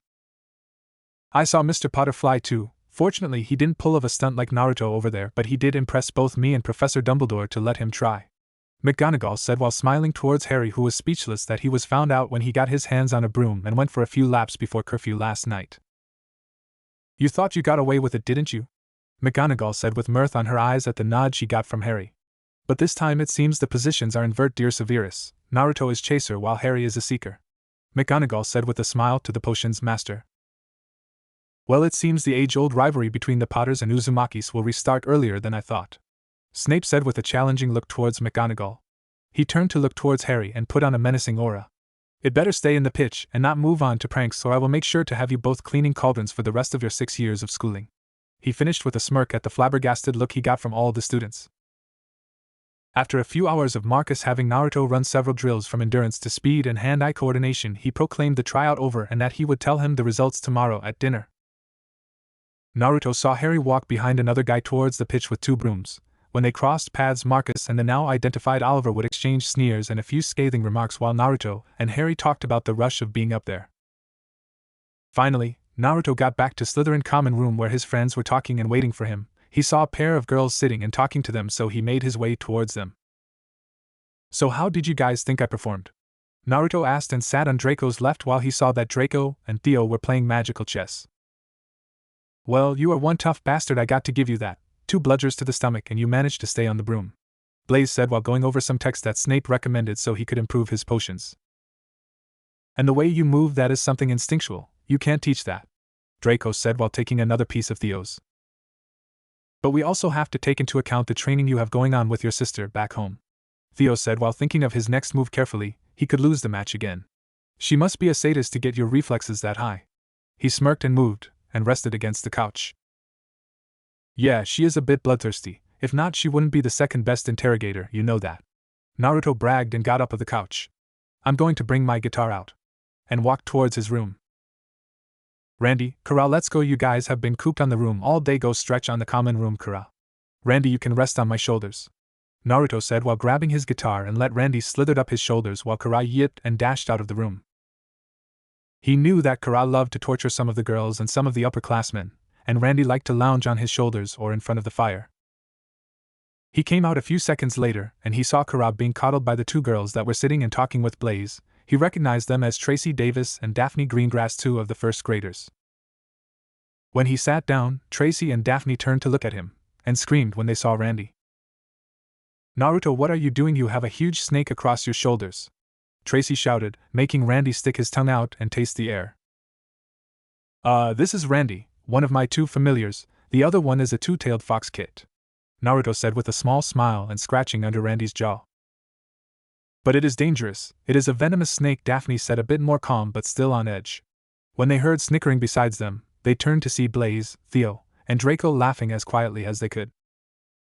Randy is pretty lazy, to be honest. Of course, when he gets annoyed he tends to throw threats around, but rarely he goes through with them, and when Naruto is in danger, he does attack, Draco said while getting near Randy, who let him scratch under his jaw and slithered on his shoulders. See, harmless, unless you annoy him, he finished and came close to Tracy and Daphne. Relax, girls, trust me, Randy just wants to meet you, Naruto said with a small smile, while translating the hisses. Randy said, Do not be afraid of me, young one. I do not hurt thoughts that are Naruto SSS friendis, Randy said, and Naruto translated. Daphne steeled her nerves and let Randy's tongue flicker against her palm. She giggled at the sensation and encouraged Tracy to do the same. After a few moments the girls got comfortable with Randy. They saw Naruto strumming his guitar, with a small fox curled next to his leg. And that is the fox kit you were talking about, Tracy said while scratching the mewling kit behind the ears. Yeah, and if you keep petting him like that and giving him treats, he won't pester you or torture you. He has quite the mischievous streak of stealing clothes, Naruto said without looking from the chords of the guitar. Can you play us something, like you did back at the Hokage office? Draco asked while playing against Blaze now, and trashing him again. Sure, I got one, Naruto said and strummed a few chords, cleared his throat, making the common room to quiet down a bit. Play Blood Brothers by Luke Bryan. We were as young as we were dumb when we piled in a old pile of junk. It was one for all, and all for only bunch of outlaws without a gun shootin' bad booze out of Dixie cups chasin' every girl that wasn't fast enough, no matter how bad the break, or how bad the luck, or how bad the day. You still had us. Blood brothers closer than your next to kin, thick as thieves, and the best of friends take a bullet for each other. Yeah, brothers alike that don't come cheap. You fight, you cry, you lie, you bleed, and you lean on one another. Blood brothers. I got a scar on my cheek from a barroom brawl. Wasn't meant for me, but I took the fall. It's a cow code. It's an unwrote law. When you mess with one, you gotta take us all. Blood brothers closer than your next to kin, thick as these, and the best of friends take a bullet for each other. Yeah, brothers alike that don't come cheap. You fight, you cry, you lie, you bleed, and you lean on one another. Blood brothers. Time can fly on by, everything can change until the day we die. We'll always remain, we'll remain, yeah. Blood brothers closer than you next of kin, thick as these, and the best of friends take a bullet for each other. Yeah, brothers alike that don't come cheap. You fight, you cry, you lie, you bleed, and you lean on one another. Blood brothers. Yeah, yo, oh, blood brothers. Naruto finished, and saw that the ones that were in the common room were staring at him. He laughed sheepishly and turned to see his friends clapping. You got better with that thing, mate, Draco said with a grin and clapped Naruto on the back. Yeah man, your songs sound way better than what the weird sisters sing right now, Blaze said, who knew both Muggle songs and magical songs, and he preferred the Muggle. That was beautiful, Naruto. I didn't know you were that talented, Daphne said with a grin. Yeah, now help me with my damn potions essay, Theo said and started pulling at his hair, making his friends laugh. Naruto was glad that his friends didn't rejected him for being different and for having a mass of chakra sealed inside him. Well, what did you expected, Kit? Here they got to know the real you, not the one the council made you out to be, Kurama said from inside his head. And I have to tell you, if you ever get bored from Konoha, you can move here. If I remember correctly, you should have a property. Your MOM must have left one. I don't remember that well. He finished with a yawn. I bet you don't remember because you spend all your time sleeping, you lazy ass, Naruto said while smirking at the growl he got from Kurama. True, but I do remember the Uzumaki Manor was moved to Yuzashigakure, and then it was destroyed in the Second Shinobi War, but I think she bought an apartment in London, right Tio? The goblins and to your sister, maybe both of you could move here, and begin anew, Kurama said after a moment of thinking and remembering. Yeah, I might do that. Thanks Kurama for helping me out, and teaching me. Maybe we can do 2 years back in Konoha. If they don't change, we just leave. What do you think? Naruto asked and got a rumble that he understood that Kurama agreed with the plan. Naruto moved to help Theo with his homework after that, laughing at him a bit. Monday came fast for the Slytherin group. Last night Marcus announced that Naruto would be the new chaser this year. The whole house cheered, some because they knew Naruto was good to them and always kept the house alive with his pranks and had won several points for them in the first few weeks. The rest cheered because they thought they had a chance this year. Mate, we have to get you a broom, Draco said while they made their way to the Great Hall. Theo nodded, while Blaze was talking with Tracy over history's homework. I thought they would let me borrow one this year, since no first-year student is allowed their own broom. Naruto answered and sat down and grabbed some eggs and bacon to start. Professor Snape said that he had a talk with Dumbledore and McGonagall. You and Harry are allowed to get brooms, Draco answered back with a smirk. Don't worry, I can have my father send me the broom catalog by tomorrow morning, he answered when they sat down and started to eat breakfast.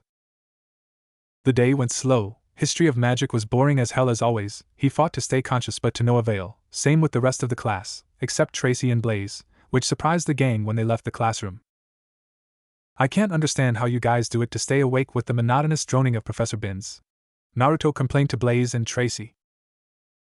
Tracy just giggled at her new friends complaining.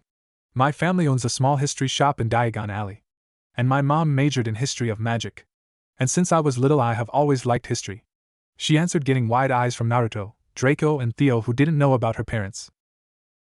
You know how my family is from Italy, and while both Muggle and magic history is interesting, Blaze answered with a shrug of his shoulders. What are your favorite subjects, Naruto? Daphne asked while turning to look to the blonde on her right. Potions and charms. When I went first to Gringotts I didn't have my vault's key. Well, my mum never appointed a magical guardian before she died, and the head manager had to check if I was truly an Uzumaki.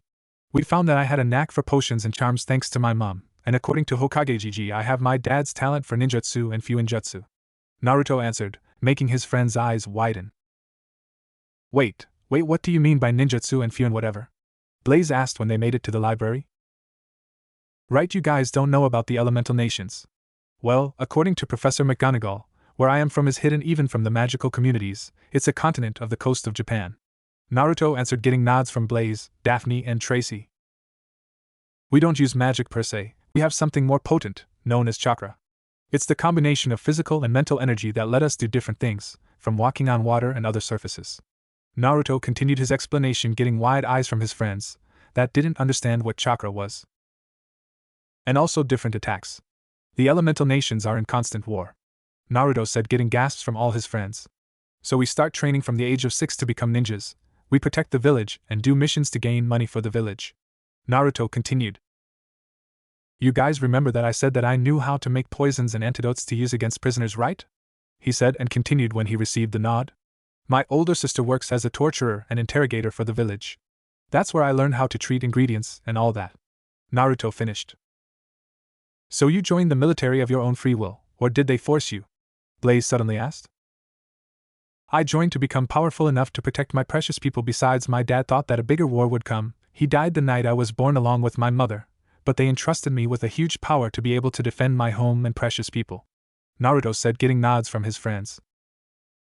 And what about you, Draco? You explained that you had a marriage contract with one of Naruto's friends. Is that why you train with Naruto every morning? Tracy asked, getting a nod from Draco. Yup, hopefully I will be able to convince Ino and this knucklehead to move here, Draco said while writing a letter to Ino. Well, I'm sure that Naruto has an estate same as you, Theo said. If I remember correctly from one of the books I read back home of the old families, the Uzumaki and the Potters were one of the oldest and wealthiest. He finished with a smirk when Naruto looked towards him. And if he does well, we can throw a party there. You should write to Gringotts to see if you do have an ancestral home. It would be easier to stay communicated during breaks, Blaze said, grinning, making the rest gathered at the table to laugh, until they were told to be silent. I will, this Saturday. Well, I do know that the Uzumaki Manor was destroyed in the Second Great Shinobi War along with the rest of the clan. My mom was already in the Leaf, so she survived. Naruto said, grinning at his friends. He was happy to be here, surrounded by friends that liked him for who he was. Let's go, Naruto. Fly faster. Marcus Flint, the captain for the Quidditch team of Slytherin, yelled to his newest player. He was a fan of Kushina Uzumaki, one of the toughest seekers in Hogwarts history, and one hell of a chaser along with James Potter. Keep the bludgers away from him. He yelled again when a bludger came barreling towards Naruto because one of the beaters wasn't paying attention. Fortunately, Naruto was able to pull off a move to avoid being hit by the crazy ball, as he liked to call them. Come down, Marcus called the team down when they finished the drills. Good practice, but I need you guys to stay focused on the balls, okay? Marcus called. Miles, I need you to keep your eyes on the quaffle all the time, okay? And stop leaving the right ring unprotected. Half of the points were through that ring. Marcus told the keeper, Miles Bletchley, who simply nodded. Naruto, we need to coordinate the attacks. We can't allow fumbling the quaffle if we have a break, or make a bad pass so the opposing chasers can intercept it, alright? Marcus turned to Naruto, who nodded. Same with you, Adrian. We have to bring Naruto into our game style. He has been adapting well, but this is just the first week. We have one more month before the first game against Gryffindor, and we will need him in sync with us to stop those girls. He turned to the other chaser, who just smirked a bit and nodded towards Naruto. They had the same style of playing, rough but clean, even though Naruto seemed to fancy flashier moves.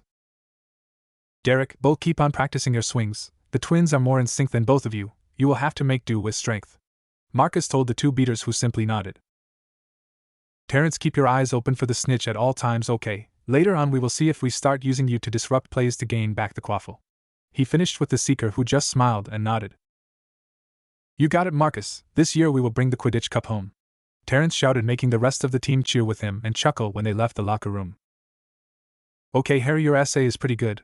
I think McGonagall will give you full marks for it, Hermione said while handing back the Transfiguration essay the Saturday afternoon. Draco, Blaze, and Theo were working on their charms homework, while Tracy was helping Naruto understand some of the history of magic.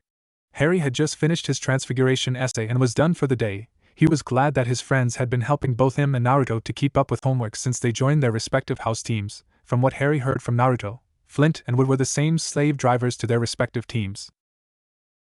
So Naruto, what broom did you plan on buying?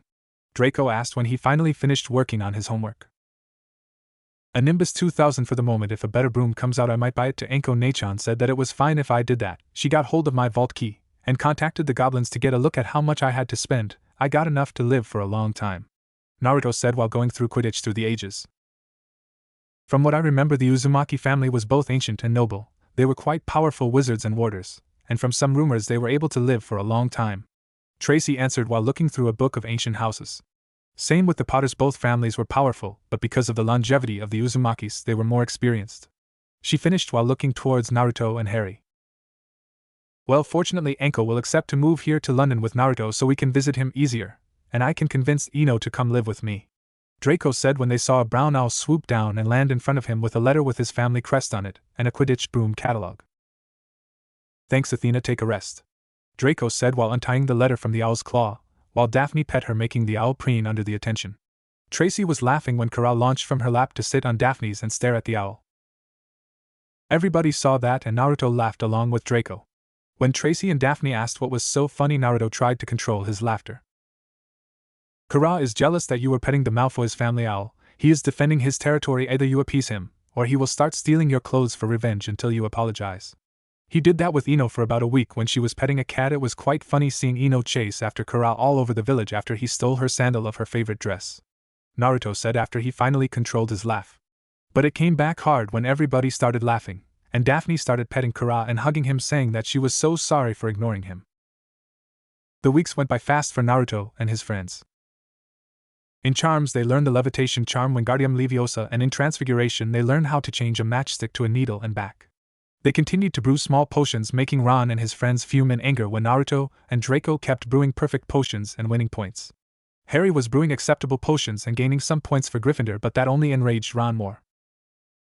In History of Magic, Naruto was still unable to stay awake for more than 5 minutes, while his friends managed 10. Except Blaze, Tracy, and Hermione. They learned about Devil's Snare in herbology. about its properties and environment. There they saw how some girls were staring at Naruto, or more accurately his arms. "The girls are staring at your arms again, mate," Theo said when they were repotting some plants. Naruto had decided to take his robe and shirt. Fortunately, he was wearing his Under Armour sports shirt. They could see some scars that Draco told them were formed kunais and shurikens from training with his big sister. Naruto looked up and saw that Daphne and Tracy were blushing a bit but were stealing glances at his arms, while focusing more on their work. Unfortunately, they were the only ones capable of doing that. Pansy Parkinson was staring at his arms with a blush that reminded him of Hinata, same with the Hufflepuff girls. "Jealous, mate, that they are staring at me and not you?" Naruto asked and snickered, making Theo grumble something akin to damn blondes with buff arms getting all the birds in the class, making Naruto and Draco to laugh loudly. "Everything alright over there, Mr. Knot?" Professor Sprout asked to Theo, who just shook his head and went back to work. "Did you enjoy the show, ladies?" Naruto asked Daphne and Tracy when they left the greenhouse and he was putting on his school shirt again. Daphne giggled when Naruto asked that while Tracy swatted him on the back of his head. Daphne grabbed his arm in a hug and said, "I know I did, and while Tracy prefers the way Blaze looks, I liked yours more." She finished whispering in his ears, making Naruto blush like a tomato, making his friends laugh all the way back to the Great Hall. "Oh, poor Naruto can't keep up with your own witty banter?" Daphne teased her friend, who just scowled a bit. They sat down and started to eat lunch when they saw several of the older Slytherin students yelp and see what was under their feet. They saw Kara the fox and Naruto's snake running towards Naruto. "Hey guys, did you like running around the Forbidden Forest?" Naruto asked while he and Daphne scratched Kara's ears and Randy's mouth. Naruto broke some of his meat for both of them, and Randy slithered up his arm and sank onto his skin, making it look like a tattoo. "Mr. Uzumaki, please button up your shirt and put on your tie again," Snape said in a drawl voice, making Naruto nod and start buttoning his shirt again. The rest of classes were boring for Naruto. He could barely understand what the data professor was stuttering about. They were again in the library just talking a bit about their lives at home. Draco, Theo, and Daphne explained to Naruto, Harry and Hermione about customs and traditions and about the house elves. Hermione was inquiring about them to Daphne, who decided to prove to Hermione that the elves wanted to work for them. "Hey Naruto, when is your birthday?" Tracy asked from the other side of the table where she was playing chess against Blaze. October 10th, why?" Naruto asked, a bit nervous. He used to hate his birthday. The glares and insults would become harsher and more. They never beat him, just chased him out of the festival. "That is next week? Why did you never told us?" Daphne asked. Everybody knew everybody's birthday except Naruto's. She saw that Draco, Hermione, and Naruto to exchange glances, and then saw Naruto's eyes roll to the back of his head. She was about to jump to wake him up when Draco stopped her. Don't move him or do anything, he is meditating. His instincts are to an all-time high. Any movement, and he will respond as if he was being attacked," he explained, and everybody stared at the sun-kissed boy. "Why?" Tracy asked. "Sure, I understand that he has been training since he was 6 to join the army of his village, but why would he never tell us his birthday?" "Because it is the date my parents died." They heard and turned around so fast to see that Naruto was looking more somber than ever. What?" Blaze stuttered. "My dad gave his life to save my village from a man and a force of nature. The day I was born, a man that we thought was dead for some 100 years, came back and kidnapped me. My father had to leave my mum behind to save me. That was what he wanted. He took my mum and extracted from her the Kyuubi no Kitsune, a fox with 9 tails, capable of creating tsunamis with but a swish of his tail. When he was out of my mum, the man put an illusion on him and set him loose on my village. My father attacked the man and was able to break the connection between him and the Kyuubi. But the Kyuubi was enraged. He kept on attacking the shinobi of the village. He knew he could not destroy it, so he did the second best thing, reseal it. Unfortunately, my mum would not be able to survive the sealing. He knew that I was the only hope for the survival of the village. With his experience in Fuinjutsu, he managed to stop him long enough to put the seal on me. Using an Uzumaki Fuinjutsu, he called upon the death god to take one half of the Kyuubi, seal it on himself, and then seal the other half on me. When the other half was sealed on me, the death god took his payment, my dad's life, and the Kyuubi's half that was sealed inside him.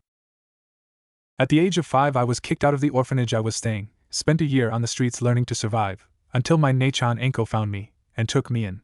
After that I started training to be a shinobi. When I received my Hogwarts letter, the Sandaime Hokage, he is the village leader, after he first left the job to my dad, he took it back, told me about the Kyuubi sealed inside me. And I saw my blood test where they told me that I was son of Minato Namikaze and Kushina Uzumaki, an heir of Slytherin and heir of Ravenclaw. Naruto finished telling his tale. He knew he could trust them, they were his friends. He closed his eyes, waiting to be shunned by them except by Hermione and Draco, who already knew about Kurama. Relax, kid, they won't be like those bastards back in Konoha, they accept you, I can feel it. Kurama said while watching with Naruto's eyes the reaction to the news of who he was and why Naruto never talked about his birthday. He could sense that the kids wouldn't turn their back to Naruto.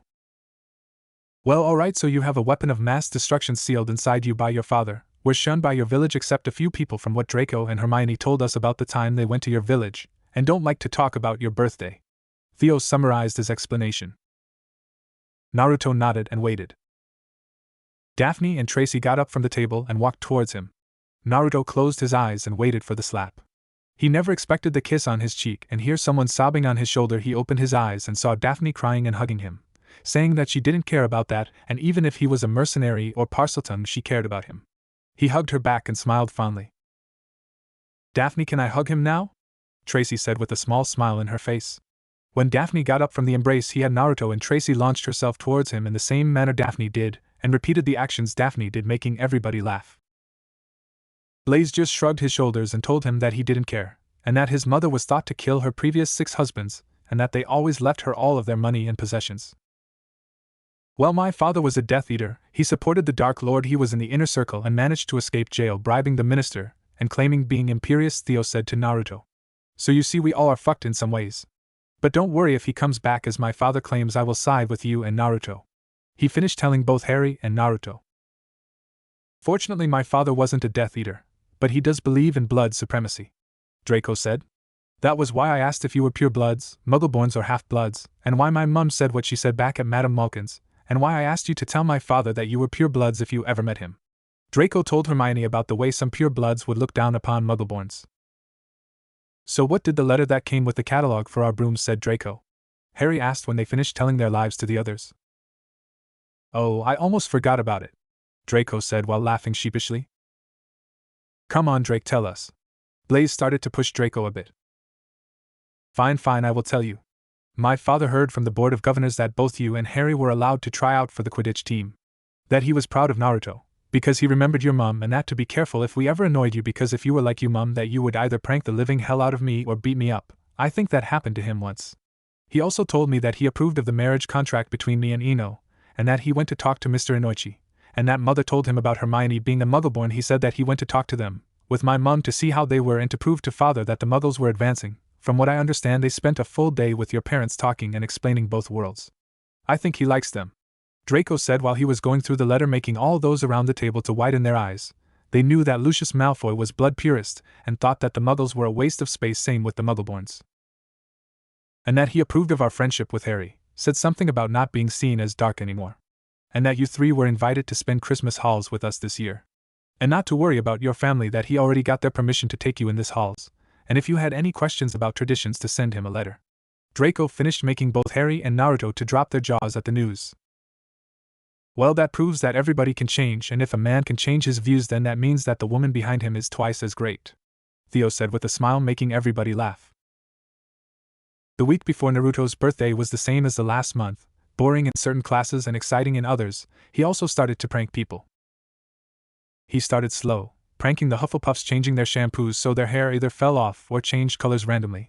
Then with Draco's help he went after the Ravenclaws, sticking to the color changes. They convinced the house elves that made the laundry to put the powder to the Ravenclaws' robes to change colors after walking into a room.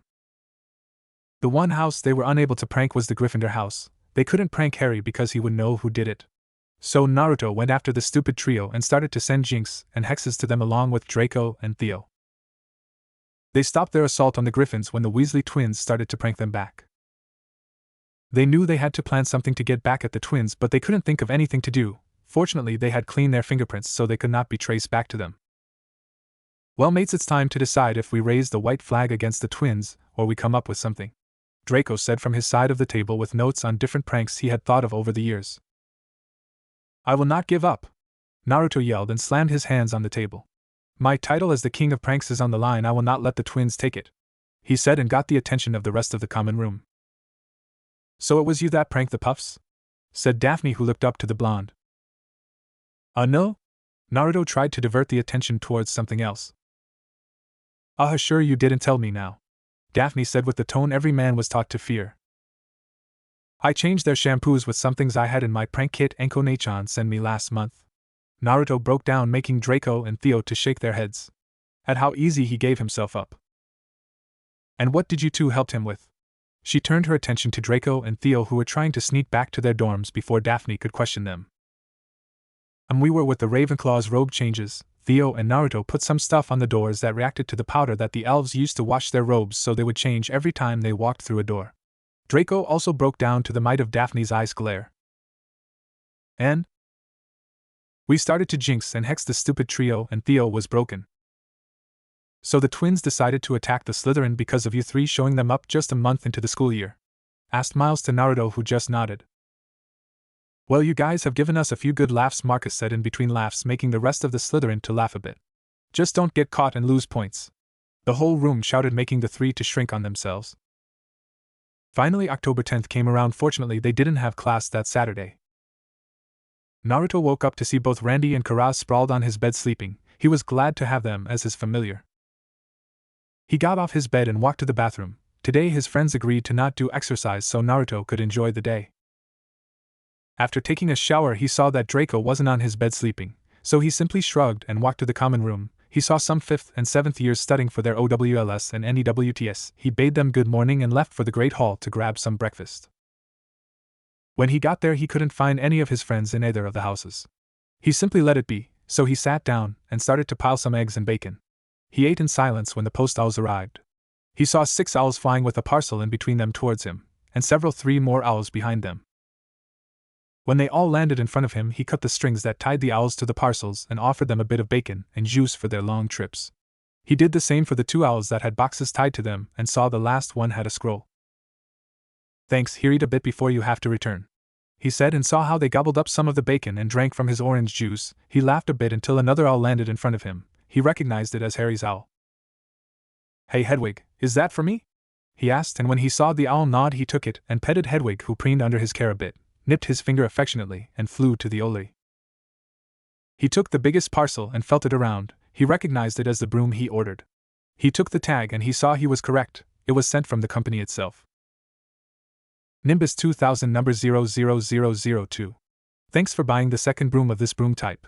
We hope you enjoy it and that it helps you outfly the rest. It read, making Naruto chuckle at the letter, and he remembered that the catalog that Harry and him ordered the brooms was sent directly to the Nimbus company thanks to Mr. Malfoy. He decided to write to both the owner and Mr. Malfoy for it. The second box he saw was from the Malfoys. He opened it and saw Quidditch gloves for chasers.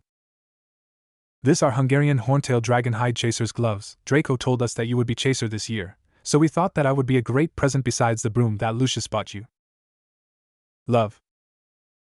Narcissa and Lucius Malfoy. P.S. Call us Uncle and Aunt Chissa. We hope to see you this Christmas, little Maelstrom.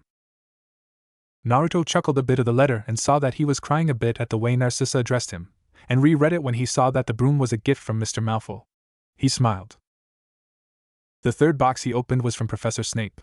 He peered inside and saw that was an advanced potions kit and 2 books, one on pranking potions and a journal. He took the letter that was inside and read it. The following kit is the one I started using on 6th grade with your mother and Potter's mother. It comes with the essential for 6th grade potions with 1 or 2 rare ingredients, and an extra kit specifically for pranking potions. The book is on potions more commonly used for pranks. Hopefully you can use it back in the leaf or here, but make sure to not leave traces and that you are not caught. The smaller book is a prank journal that your mother kept. She would write every prank she used and was used against her on the prank war Marauders vs. Whirlpool. S. Snape. P.S. Make sure to get back to those twins. Naruto's smile grew even bigger when he saw that the small book was from his mom, and now had another weapon against the Weasley twins. The scroll he knew was from home.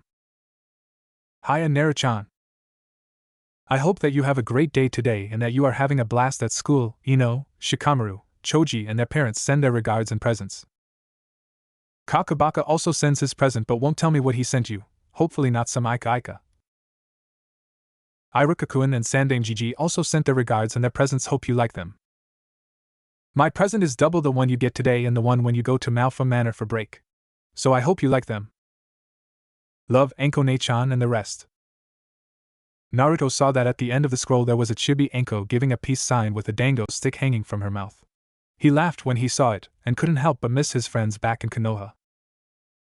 He finally took the letter Hedwig brought and opened it. Meet us in the second floor, third door on the left. He just stared at the letter. He knew it was from his friends. He would recognize the way that Daphne would write. He grabbed the packages and saw that the scroll had 3 more spaces to store, so he put his presents in the spaces quickly and sealed them. He walked to the classroom that Daphne instructed. He is coming, quick.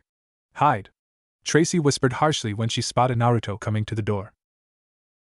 When they saw him enter the classroom with just the scroll in hand, they jumped from their hiding spot. Surprise! They all shouted, making Naruto jump a bit and make his eyes go wide when he saw the banner. Happy birthday, Naruto! He smiled when he saw all the friends he made in the school. Hermione and Draco were the first ones to reach him and pull him into a hug. Theo, Blaze, and Harry with Hedwig on his shoulder were next, congratulating him. Then came Tracy and Daphne, who each gave him a hug and a kiss on the cheek. And at the end he saw the Quidditch team with a smile, and they went around giving him congratulations and everything. Guys, it's amazing. Thanks. Really, thank you, Naruto said with some tears on his eyes. Well, we have been organizing this since you told us.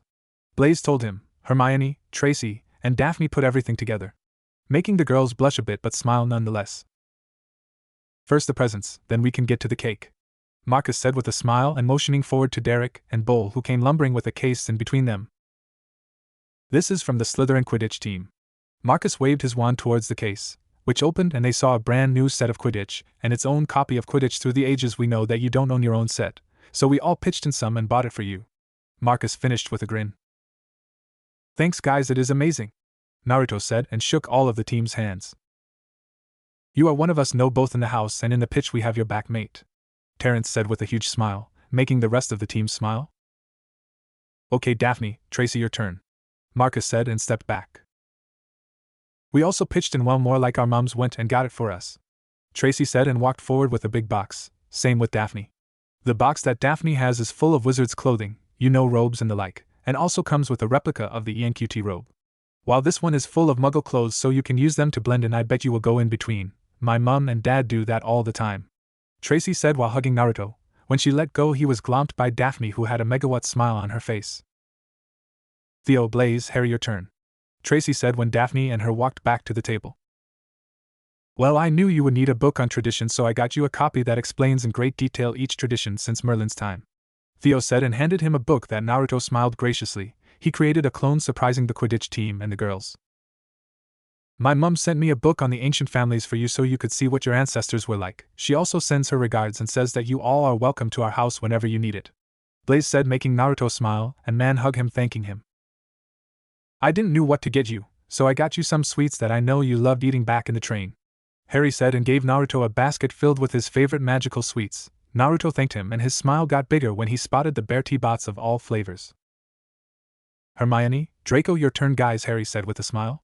He hoped that Naruto liked his gift, and by the look he was giving some of the sweets, he was right. I got you a book, Hermione said while pulling said book from the bag, while everybody snickered at the way she acted with the books. Well, actually there are 2 books, one is a planner so you can keep track of homework and projects. The other one is one I remembered seeing in Flourish and Bots. She handed him the 2 books. It was written by your mom. I got it when you guys weren't looking. It is about self-defense. I haven't read it yet. I left my copy and Draco's copy back home, Hermione said while Naruto was staring at the book. She saw in the back cover a photo of a redhead woman that looked to be in her 20s. She looks beautiful, don't you think, Naruto? Hermione whispered when everybody saw that he was staring at the photo of the woman. That she also had a temperament when teased about her beautiful hair. I wish I had red hair like hers, Naruto whispered. Some didn't understand what he was talking about, but Harry just nodded. Thanks Mioni-chan, Naruto said and hugged the bushy-haired girl, who just smiled and returned the hug. Draco, your turn, Hermione said and backed off. Mother, Father and Severus along with Professor McGonagall and Professor Flitwick cooperated to get you this, Draco said and handed him a photo album. Mum sends her love along with this. He finished handing Naruto a paper that everybody recognized. Thanks Drake, thanks for the wonderful gifts and all that you guys have done for me this past month, from training me in Quidditch, to help me understand this new world, to help me with my homework, to simply being my friends, Naruto said with choked words. He saw in the paper that Narcissa and Lucius were wanting to be his magical guardian and godparents. Drake, tell Aunt Chisao that I would love to be their godson, Naruto said, showing everybody what the letter said. Dear Maelstrom, Lucius and I have talked about this for over a month now. Lucius and Severus were good friends with your mother. So Lucius decided that we would become your magical guardians. If you need anything, you write to us, and we will let Hiruzen or Anko know. We also are able to take you out of school if needed or if you have an accident. We also know that you might already have a godparent, but since nobody can reach him, we talked to Hiruzen and Anko and told them what we planned. Anko accepted immediately, while Hiruzen thought it over, but at the end he accepted. We hope that you have a great semester and that you are doing good on your classes. We will see you this Christmas.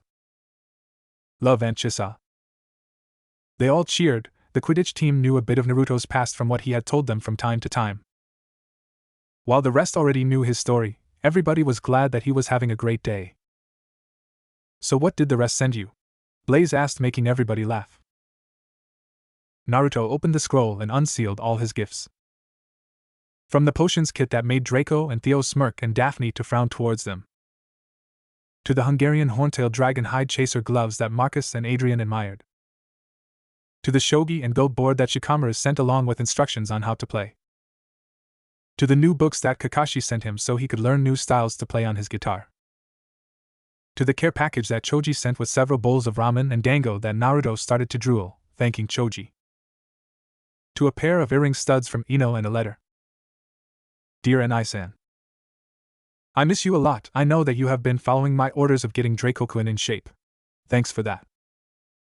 Now me and Daddy send you this pair of earring studs to represent the friendship you have with Choji, Shika and I. Hopefully they don't tell you anything about them in school, but knowing you, you won't care and neither will I. I hope you have a great day. We miss you back here, and can't wait to see you. Love, Ino-ne-chan, your lovable and sexy twin.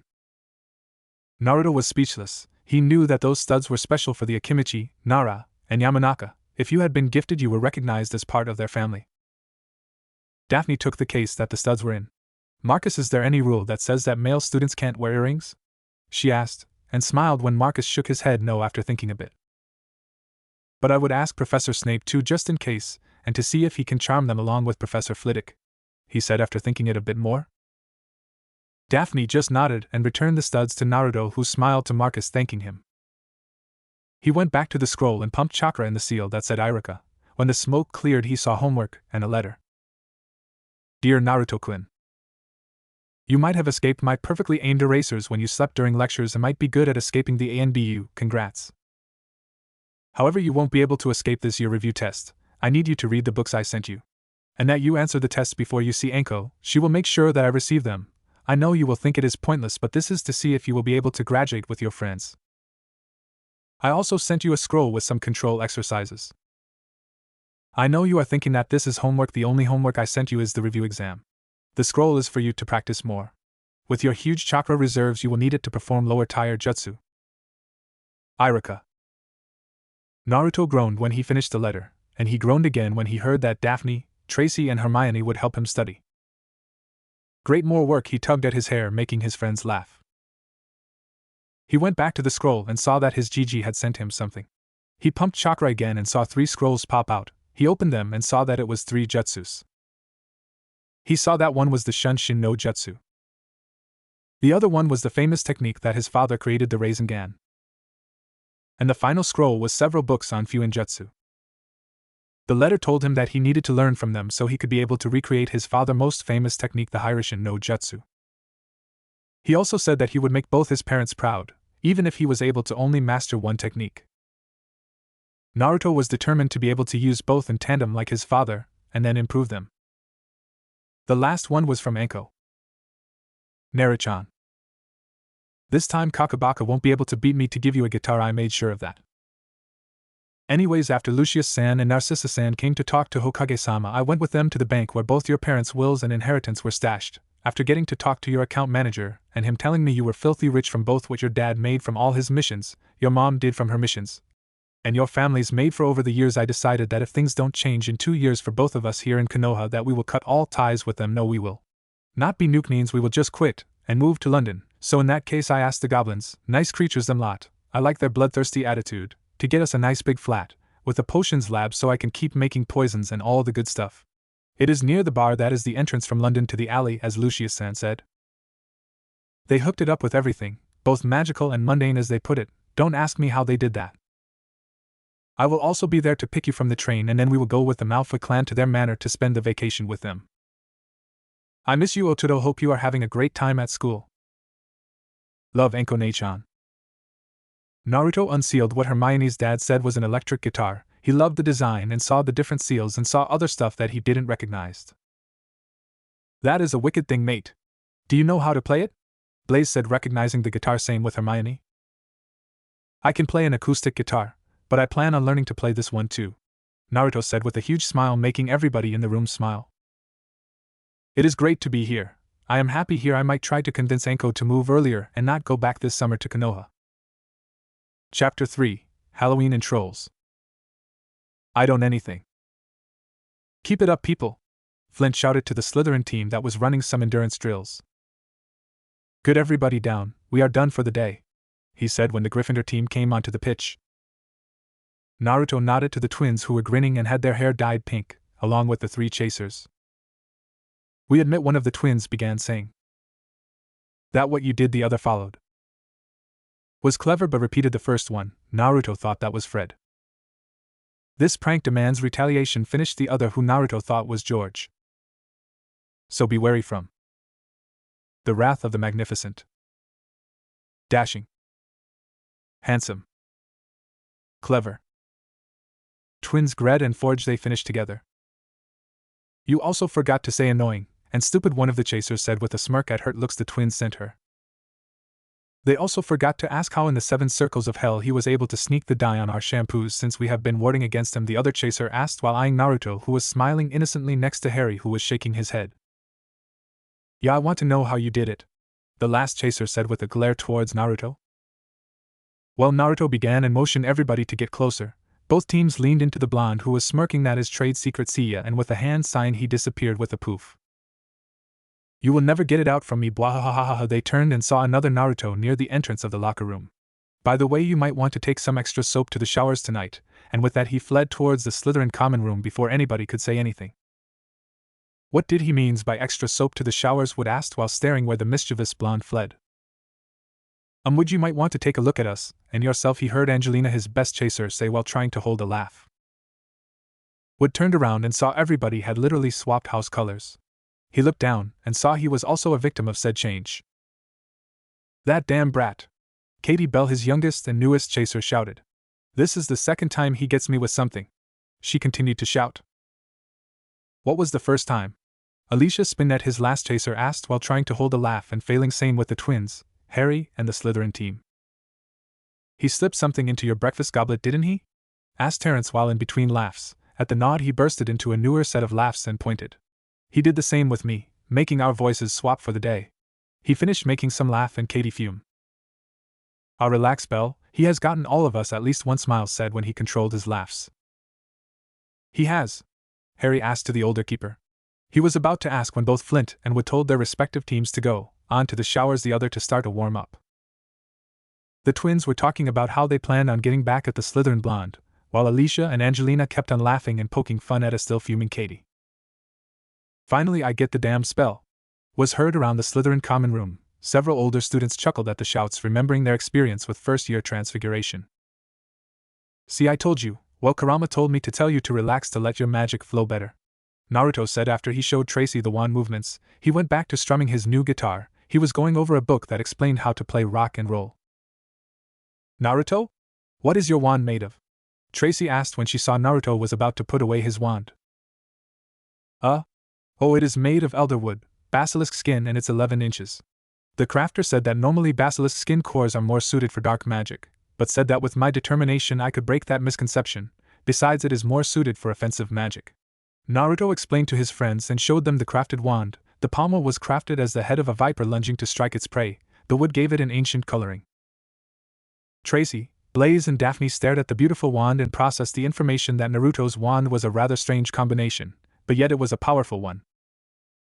Draco was chuckling while Daphne was focusing on their shogi game. After reading the rules and playing several times against Naruto and being trounced with no sense, she thought she could beat Draco. Unfortunately, she was still unable to do so. No, if I move that here he has an open field to attack and capture more pieces. Damn it, why is it so complicated? She gripped and glared at the silver blonde who was smirking towards her. Naruto, can you help me with this part of the potions essay? Theo asked to his best friend, who just nodded and sat near him to see what he was doing. You forgot to put in why the clockwise and counterclockwise are important to the potion, Naruto said after going over the parchment. Yes, I do remember when Kushina would fly. It gave both her and me a sense of freedom. Nobody to hold us down. We were free of any attachment, Kurama said while reliving one of his memories of flying when Kushina let him see through her eyes, making Naruto smile. You two got along pretty good, didn't you? Naruto asked Kurama. When I was first sealed inside her, I would roar at her and tell her that I would eat her and all her friends, then burn the village down. After she exploded and started shouting stuff and datebane, she punched me in the muzzle. We butted heads for 5 years. The only time we were friends was when she was flying. Then she sat down and came to her Mindscape. She sat in front of me and told me she was sorry and wanted to be my friend so she could protect everybody she loved. I was stunned at her attitude, so I told her to let me be for a week. When said week was up, she came back in and said the same thing after the 6th week that she did the same. I finally accepted her offer. We worked better together, and she became a powerful witch in Kunoichi, while I got a better reputation when they found out about me. Kurama said while remembering his friend, so full of life, passion, love, it was so intoxicating that made everybody be drawn by her. She was a great person, and a great friend, wasn't she? Naruto asked. He only got a grunt and a snore, making him chuckle. He opened his eyes to see Tracy close to him, poking his cheek. Can I help you? Naruto asked after a few seconds. I have to ask, are those whisker marks sensitive? Tracy asked while she poked his cheeks, making his friends turn around with expectant looks. Amer, Dino Enkone-chan would always pat me on the head, but nobody, not even Ino-chan, would go near my whisker marks, he answered while looking away with a blush. Great, was the last thing he heard, until he felt someone rubbing a hand over his whiskers. He never saw what happened next. A few seconds later he opened his eyes. When the hand stopped, he opened his eyes and saw all his friends staring at him with wide eyes. What?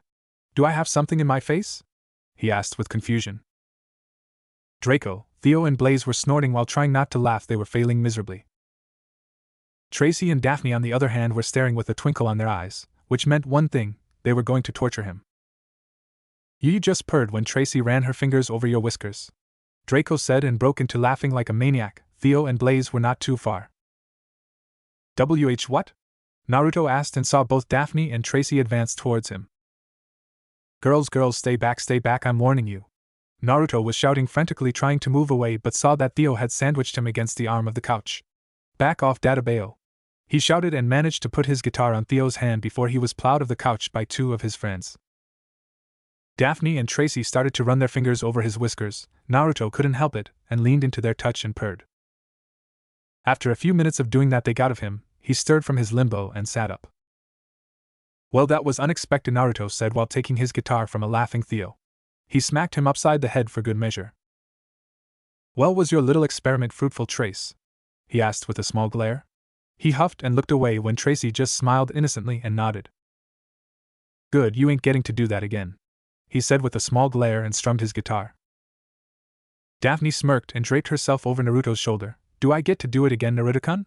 She asked and batted her eyelashes at Naruto lovingly. She giggled when she saw Naruto stammered around for an answer. Naruto play something they heard from the other side of the common room. They all looked up and saw the other first years.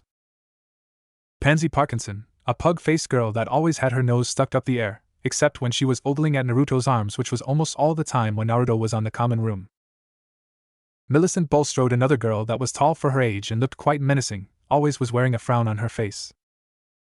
Jenna Moon, a brunette that had a cold glare, and whenever Theo looked her way she would blush, and would glare at Daphne whenever she saw her talking to Theo. Rose Johnson, a petite blonde that would always glare at Tracy when she would walk or talk with Blaze, which was almost daily. Vincent Crabbe and Gregory Goyle were the last 2 male students. They looked like small gorillas. Alright, give me a sec, okay, Pansy? Naruto answered, making Pansy smile at him and bat her eyelashes in what she thought was pretty. Play Anthem for the Underdog by 12 Stones. You say you know just who I am, but you can't imagine what waits for you across the line. You thought you had me. But I'm still here standing, and I'm tired of backing down. And I'm here now feeling the pain of 1,000 heartspin to hell and back again. I won't take this. You try so hard to bring me down, you can't break the broken. You still don't seem to understand. It's your turn to see just how it feels to be me, how it feels to be knocked down. And you're here now feeling the pain of 1,000 hearts. You've been to hell and back again. You can't take this. Remember this feeling. How it feels to be alive now. You see me through my eyes. And we're here now feeling the beat of 1,000 hearts coming back to life again. We can make it. Remember this feeling, remember. Naruto finished playing on his new guitar. The students that were lounging around the room clapped. Thank you, I am here every day from 8 to 10. Donations are appreciated but not necessary. Naruto said and created a clone that went around the room with a hat on his hands receiving nuts, sickles, and galleons. After a month of seeing Naruto creating clones to study and help his friends, the Slytherin house was used to it. Some asked about it, and Naruto explained where he was from. It was a common occurrence. So how much did you gather? Draco asked when the clone returned and gave the hat back to the original. Not much, 10 galleons, 40 sickles, and 30 nuts. A bit more than last time. Naruto answered after he finished counting the money. Well, look at it this way, you get to have some pocket money for the train ride back to London, Blaze said while chuckling.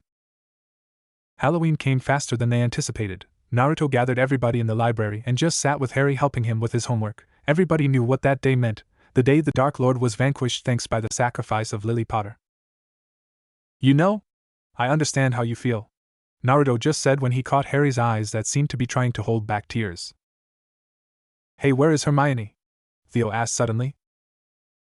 Dunno, didn't see her after charms. We were practicing the levitating charm, and she was partnered with Weasley. She was trying to help him, and he just snapped at her, Harry answered while shrugging his shoulders. Well, hopefully we will see her at the feast. Let's go, Blaze said while putting his quill and ink bottle away. The Great Hall was decorated magnificently. They could see bats fluttering around the tables, while jack-o'-lanterns were floating around. The house ghosts were milling around their house tables, and there were food and sweets everywhere. This is really good, Blaze said in between bites, making Naruto and Theo nod along him. Draco, Daphne and Tracy were discussing about traditions, and why some were being forgotten. Draco theorized that it was because some Muggleborns were trying to change the wizarding world's view, trying to accommodate their festivities and forget the old traditions. Troll in the dungeons. Thought you ought to know. Quirrell came in running through the huge double doors, getting everybody's attention. Suddenly he collapsed, and the panic started. Students were shouting and getting into massive hysteria, until they heard 3 loud bangs. Silence. Prefects, please escort your houses to your common rooms, Dumbledore said and swept out of the Great Hall without a second glance. Ravenclaw and Hufflepuff's prefects started to bark orders to the younger years while the Gryffindor prefects started to push their housemates to their tower. Does he even care that our common room is on the dungeons? Right where said troll is supposed to be? Blaze suddenly said, getting Marcus Flint to stop on his tracks. Fuck. He started cursing. Terrence, Aoife, get them to the library, he shouted to the older 2 prefects. They just nodded and started to herd them to the library. Guys, Hermione wasn't with the Ravenclaws and she wasn't at the feast. We have to find her and get her to safety. Draco, Theo, Blaze, and Naruto turned and saw Harry running towards them. Shit, girls, go with them. Do not argue with me right now, she is in danger, go. I will not let any of my friends get hurt. Just go, damn it, Naruto said, looking to Tracy and Daphne who were about to protest that they wanted to help. Tracy stared into Naruto's slitted and red eyes, making her shiver a bit. Daphne just glared defiantly until Tracy pulled her towards the library. Kagebushin no Jutsu, find Hermione right now, Naruto ordered to his 10 clones who just nodded and left to find her. 3 minutes later he received a memory of a bathroom where a clone heard some sniffling. Said clone was the only one to find any sign of any leftovers. Let's go, he said and started running to the bathroom where he hoped Hermione was. Moment later Naruto, a barely winded Draco, and a panting Harry, Theo and Blaze arrived at the girls' bathroom. Hermione-chan, are you there? Naruto called when the crying stopped. He smiled. What are you doing here, Naruto? This is a girls' bathroom, Hermione said and opened the door of the loo she was in. She stared at all her male best friends questioningly. Let's go, somehow a troll got into the castle. We came to warn you, we haven't seen you since you had charms last, Theo said, trying to explain why they came running into the girls' loo. Rag? Was heard right outside the door. Second later it was demolished, and the group saw a troll. Well, fuck me, Naruto summarized it perfectly, the feelings and thinking of the rest of his friends. Kagebushin no Jutsu, Naruto said while forming the hand seals, creating 15 clones. Distract him, he commanded his clones. Some pulled kunais and started to throw them towards the troll. some tried to cast some jinx or curses to beat the troll, getting help from Theo, Harry, and Draco. You morons! Troll skin is magic resistant, Blaze and Hermione hollered at the same time. Shit, I didn't want to do this. Guys back OFF, clones hold him down for ASEC, Naruto hollered to everyone. He started to focus his chakra to his right hand. Easy kit, let your chakra flow like you let your magic flow, start rotating your chakra in every direction. Good, now add the power but keep the rotations. That's IT kit, you are doing marvelous. Now the shape, I know you can do this, you have had hundreds of clones doing this for hours since you got the scroll. I trust you, your friends count on you and trust you. Now let that troll feel the power of the single most dangerous A-ranked assassination technique ever created. Kurama started to tell Naruto, thinking that a few seconds inside Naruto's mindscape was but a second outside. Everybody in the bathroom stared at Naruto, more specifically his hand, where they saw a blue sphere form over it. Rasengan. Naruto ran towards the troll that was being held down by his clones. Take this, you piece of shit, Naruto bellowed when he reached the troll and rammed the Rasengan into its gut. All of his friends were speechless at what Naruto just did. The troll was sent flying towards one of the walls, unconscious with a huge burn mark on its belly. Naruto, are you okay? Blaze was the first one to get out of his shock, to see Naruto cradling his hand towards his chest. Yeah, this has happened regularly for 2 weeks. Just some chakra burns, Naruto tried to explain. They heard the footsteps coming towards the bathroom. A few moments later they saw the professor staring at the unconscious troll, then towards the first-year students that were in the bathroom. What happened here? McGonagall asked with her mouth in a thin line and staring pointedly to Naruto, asking for an explanation. We found the troll and beat it, Theo said, trying to not stare directly at the glare that Snape was shooting all of his favorite students. Mind explaining more in detail?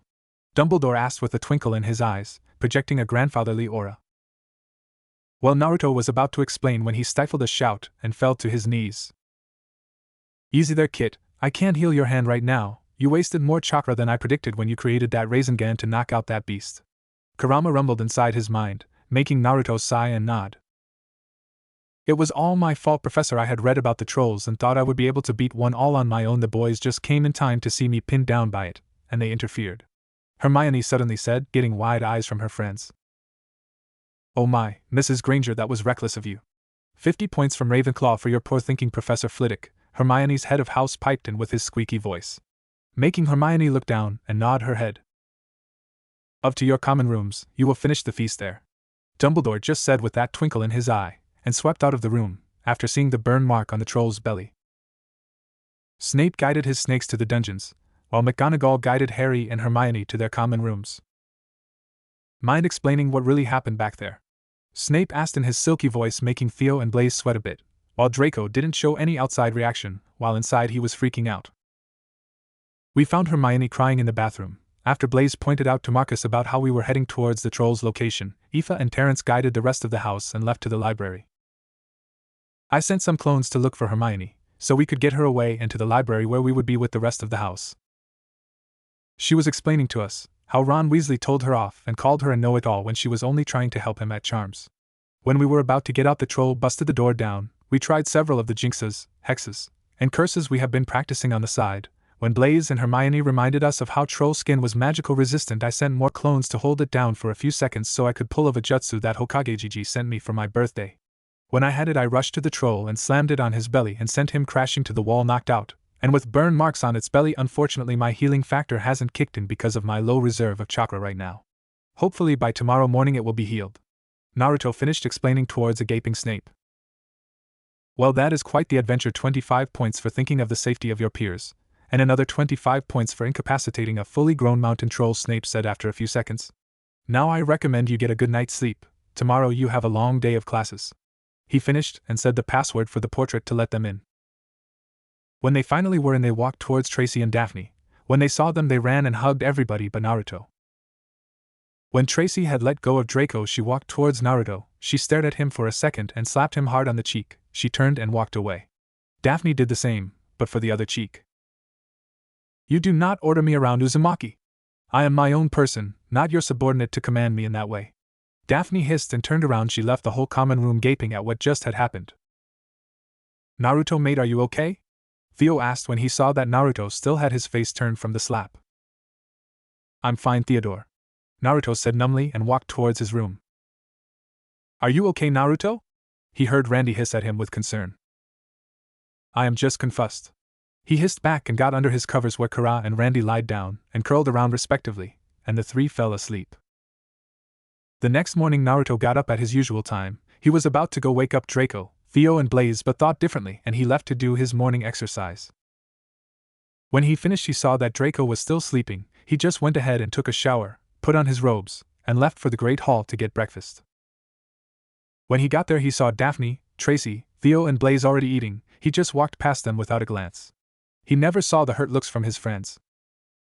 You know you two should apologize for what you did last night, Theo said while he ate some fruit. Excuse me? He ordered us to leave with the rest of the house as if we were dogs, just to go on an adventure? I don't think so, Tracy said while glaring towards Theo, who just sighed and let the matter drop. Whatever, I don't care about him anymore. I thought he considered us his friends, Daphne said after taking a sip from her pumpkin juice. He told you that so you wouldn't be hurt, Blaze said from behind the Daily Prophet. The girls just snorted and kept on eating.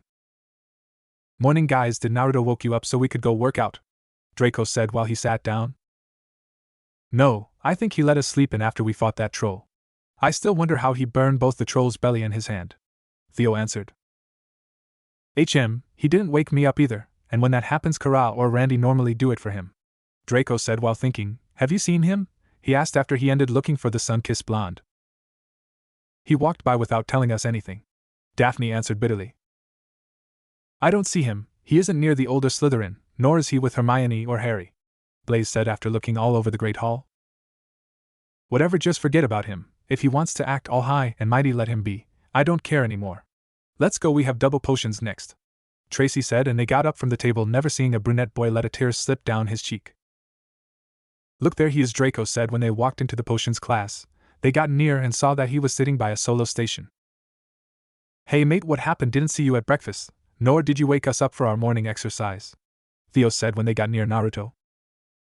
I'm sorry, we will have to cut our friendship short. I don't want any of you getting hurt because of me, Naruto answered dully, and turned his attention back to his potions book. Congratulations girls, Draco suddenly said from his station. What do you mean, Draco? Tracy asked after staring at the back of the head of the blonde. You just broke him, Draco whispered when Snape entered the class. Mr. Uzumaki, please do not send another clone to this class ever or you will be serving detention. You have 5 minutes to get here, before you get a week of detention, Snape said while he called roll. Everybody was staring between the professor and the blonde student. TCH, whatever, we don't care either way, boss will be here in 4. And with that they saw the blonde vanish in a poof of smoke.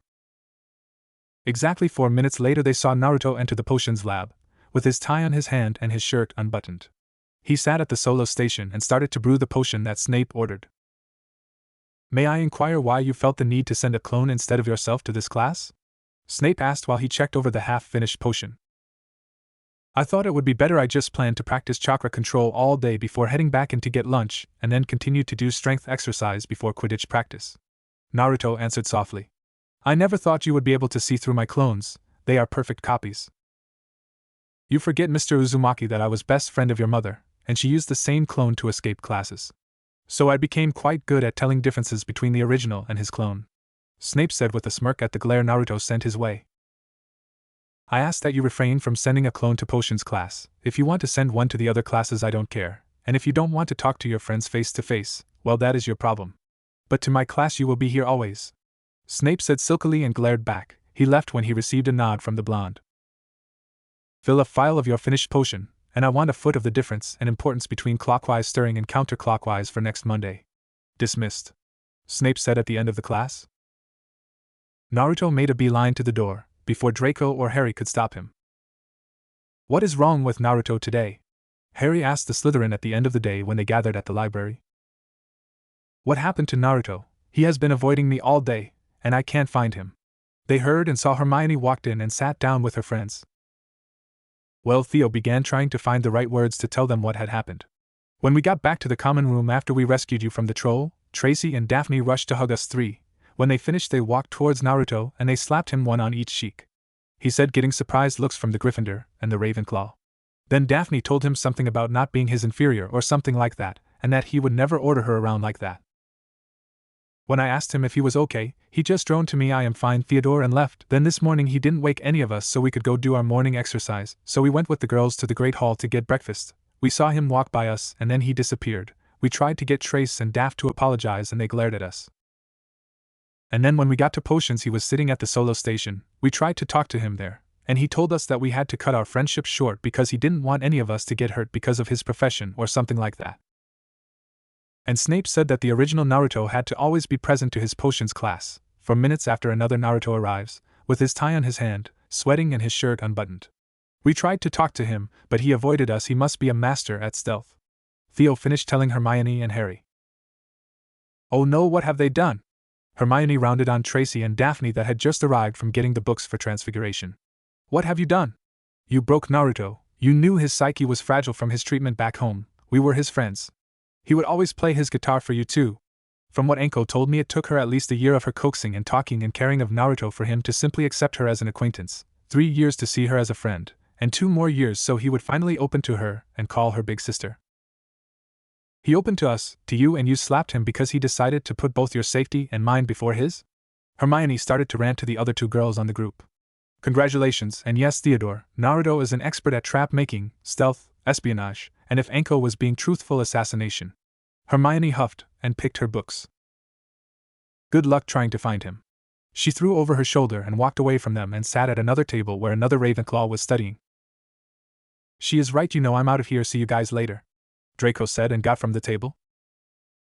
Harry didn't say anything, he just picked his bag and walked over to Hermione, and he sat with her to start his Transfiguration's homework.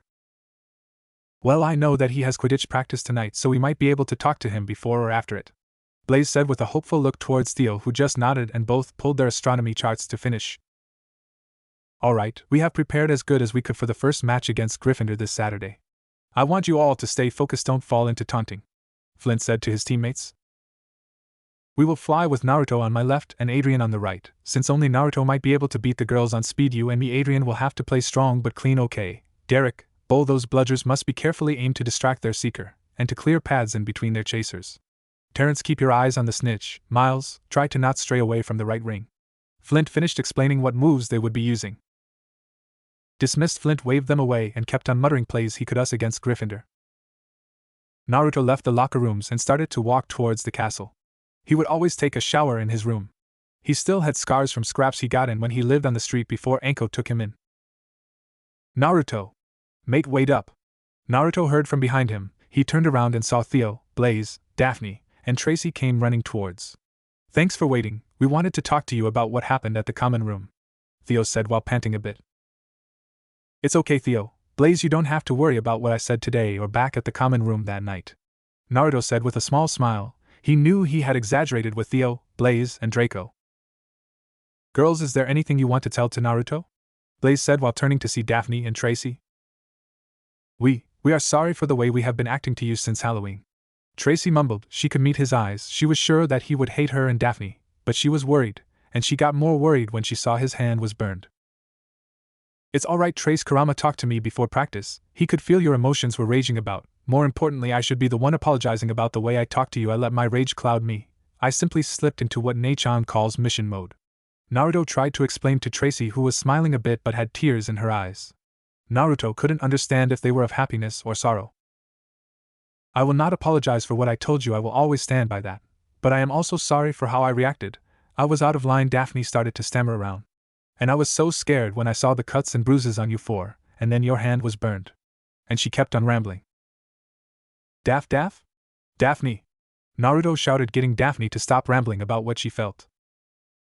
What? Don't you see I am ranting here? You have to stop ranting. I most certainly do not. You most certainly do. Guys. What? Don't you see we are talking over here? It is good to have you back. Naruto just smiled and hugged both Tracy and Daphne.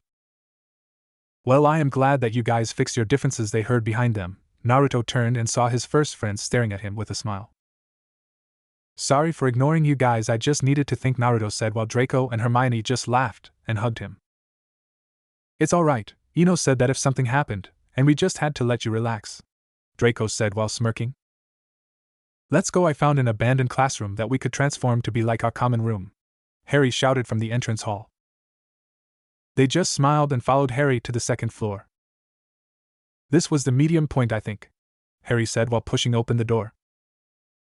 They entered the room and saw that it was quite spacious, enough space to practice spells and charms. Naruto saw that in the corner near the window they could set up a small potion station. Hermione saw that there were some bookcases that they could use, and bring in some of their own books, in case anybody forgot theirs, they could take one they had here. Draco found a warm corner where they could lounge around and play chess, shogi, or gobstones. Theo spied another corner where they could set up a table to work on homework, with more comfortable chairs than those in the library. Blaze, Daphne and Tracy just walked around the room checking it out and thinking what and where could they get furniture for it. So we only have to decide on furniture and see how we are going to get them in here, Tracy said after they finished their inspection of the room. And also to make sure only us can get in, Harry said. That way this will be our safe haven, where we can run away from the pranks. He finished when he saw the looks from his friends. You don't want your fangirls to get to you, Theo laughed while pointing to a fuming Harry. Well, at least he has a good point. I'm sure that I can find a seal to place on the door to only recognize us, but I am pretty sure that I will need a bit of your blood so I can key you all in, Naruto said while going through a few of his sealing books. Yeah, and I am pretty sure that my father can send us some comfortable furniture from the house. We have several rooms with comfy furniture that we never use. Daphne smiled while she thought a way to tell her father. Call one of your house elf, and send a letter to your father asking for some furniture that they know will be comfortable for us to study and lounge, Tracy told Daphne, while thinking that her mom could send some books to fill the bookshelves. And you have a corner where Naruto can practice with his guitar, and we can keep Harry's, Naruto's, and I am pretty sure that Draco will try out for the team next year, brooms. And our brooms for when we just want to fly around, Theo said while he thought of next year that he would bring his broom. That is a great idea. Let's go to the library, we write the letters and call the house elves to deliver them and to bring the stuff to the classroom, Daphne said and led the group out towards the library.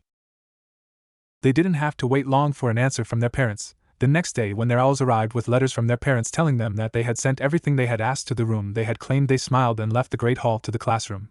To see it furnished and comfortable looking, Naruto saw that his guitars were in a corner along with his and Harry's broom. They stayed there until they had to leave for class, and returned after they had finished classes to start on their homework.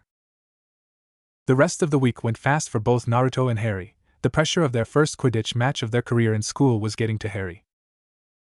How do you do it? Harry asked 2 days before the game, when they were resting in their classroom. What do you mean? Naruto answered while he polished his broom. How do you manage to stay calm with all the pressure the houses are putting on us? Harry clarified. There are times that I feel like I will break down. He finished explaining to his friends. Easy, I don't let what they think about me get to me, the pressure, the animosity, the rivalry, I don't care about it. I play because I like it. I might try to go pro when I leave school anyways. I don't let it get to me. Besides, even if I wanted to get nervous and let the pressure get to me, Kurama would force me to work it all out till I relaxed and then force me to meditate, Naruto explained to his friends. You just have to relax, trust me. Once we are in the air and you leave your worries on the ground, you will play great. He finished with a grin. That relaxed Harry a bit, but he was still unsure if he would do well on the game. You will do fine, Harry. You have it in your blood to make it big time. Same as Naruto, Tracy said, remembering the trophies she had seen when Snape told Draco about Naruto's mum. Saturday came fast for the school. The first match of the season between Slytherin and Gryffindor was that day. Both teams were at the Great Hall having breakfast. Well, 13 out of the 14 players were. Harry, come on. You have to eat some toast at least. The Weasley twins tried to get their new seeker something in his belly so he could play. They knew it was a bad idea to play with an empty stomach. I'm just nervous. I don't know if I will do fine today, Harry answered in a low voice. Relax, Harry, you will do just fine, Angelina said from the other side of the table where she had a few toasts. Alicia nodded along her. Don't worry, Harry, it will also be my first match. I know you and I will do fine, although I hope your blonde friend dies of nerves. I will get vengeance for the pranks, Katie Bell said with a smile. Katie, I don't think your arch-nemesis is nervous at all, Oliver pointed out towards the Slytherin table. Naruto was sitting cross-legged on the table, surrounded by Draco, Theo, and Blaze. Daphne and Tracy were chatting towards Naruto, who seemed oblivious. How the hell is he not breaking down? Katie fumed a bit. Doesn't matter, Katie, relax, inhale peace, exhale love, You will beat him on the pitch, damn he is good looking. Katie ranted to herself not so quietly. Katie. Are you okay? The twins asked when they heard what Katie was saying. Yeah, Kate, I know he has buff arms and he is not that bad looking, but still, Angelina said with a smirk to the youngest chaser. I think Katie wants to beat Naruto both at the pitch and in a broom closet, Alicia said with a smirk towards her friend, making the twins, Angelina and Oliver, to chuckle and to help break some of the tension Harry had on himself. Shut it, Katie snapped to her friends. I repeat, I do not have a crush on that idiotic blonde, even if he does look cute and has buff arms. She finished with a huff. That is enough, let's go, Oliver said and got up from the table and made his way towards the entrance hall. The rest of the Gryffindor team followed. Gred and Forge were talking about some prank or other, Angelina and Alicia were talking strategy and how to deal with the foul play that Slytherin preferred, and Katie and Harry were talking about anything else to keep the nerves from getting to them. You are friends with the blonde, aren't you? Katie asked when they made it halfway to the pitch. Yeah, met all of them except the girls on the express. We got to know each other. He is quite cunning and ambitious but selfless, Harry said with a smile. But he is also loyal to a fault to his friends, and those he considers family. I heard from the rumor mill from the common room that he comes from the elemental nations, is that true? Katie asked, getting a surprised look from Harry. Don't be surprised, it was the twins' youngest brother and his friends that kept spouting stuff about that when the Irish imp came in with a swelling cheek.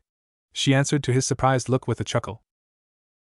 He is, from what he told us, he is from Konoha. I don't know if you know more of the continent he is from, Harry said with a shrug of his shoulders. Well, I have family there actually, not in Konoha though. An uncle thrice removed or something like that is a shinobi from Kumo. Mum explained to me since I was young about the elemental nations. She hated that they were always at wars. Her cousin told us when he came here for vacation that he barely survived the Third War. Katie told him, getting Harry to drop his jaw. Anyways, I don't have a connection to the man, so I don't care. He is supposed enemy from him, but he pranked me and I want revenge. Help me prank him please, Katie finished with a pout and quivering lip. I can't, Harry was spluttering. Thankfully they made it to the locker rooms, where they would change to the team's robes. Well, if you can't because you are a lousy prankster, that is cool, that is right, the twins will help me. Katie punched her palm and went to the girls' locker room to change, leaving a still spluttering Harry. Focus, Harry. Get changed and relax. Wood barked towards him, making Harry snap out of it and get ready to put his robes on. Derek, Bull, remember what we practiced, keep the bludgers away from both Terrence and us, and keep the pressure on their chasers. Adrian, we have worked hard to bring Naruto into our game style, but we ended developing a better game. Stick to it. Same with you, Naruto, stick to the style. Hopefully we will be able to call the pace of the game. Terrence, look for the snitch at all times. Miles, the right ring. Marcus was telling his team what they had to do that day. We play hard, but we will play clean, Flint said, getting nods from the rest of the team. Bring it in, guys. Slytherin on 3. Slytherin! They shouted when they broke the circle. Naruto walked through the tunnel where he could see the Gryffindor team on the other side of the wall. When he saw Harry at the back, he flashed him a nice guy pose and wished him luck. Harry just nodded back and tried to focus back on trying to control his nerves. The right side of the double doors opened and Wood called for the Gryffs to mount their brooms. And here comes the Gryffindor team. Captain and Keeper Oliver Wood. Beaters the magnificent Weasley twins Gred and Forge. Chasers the beautiful Angelina Johnson, Alicia Spinnet, and Katie Bell. And at Seeker, the one, the only, youngest Seeker of the century, Harry Potter. Naruto heard the Gryffindor commentator Lee Jordan call out the names and saw them fly out to the pitch. You ready, Kit? Kurama asked with glee. He was excited to fly again. Remember that you will let me see and feel through your eyes just like your mother did, eh? I miss the feeling of the rush of a good Quidditch match. Of course I won't help you. I am Kurama. Let's get this show on the road and make my mama proud of both you and me, you old furball, Naruto said with a smirk. And now the slimy Slytherin's Jordan. Sorry, Professor McGonagall. Captain and Chaser Marcus Flint. Keeper Miles Bletchley. Beaters Derek and Bull. Seeker Terrence Higgs. Chaser Adrian Pusey. And last, the youngest Chaser of the century, son of the red-hot blotted habanero, Kushina Uzumaki, Naruto to Uzumaki. Lee shouted on his mic, getting the Slytherin and Ravenclaw houses to cheer for the Slytherin team, while the Hufflepuff and Gryffindor houses were cheering for the Gryffindor team. Referee for this match will be Flight Instructor Madam Hooch. Captains shake hands, Madam Hooch called towards Flint and Wood. Both gripped the other's hand and tried to crush it. When they finally left up, Wood walked to his side where the team was going over last-minute preparations. Flint did the same. Naruto walked to the left side of the pitch where he preferred to fly.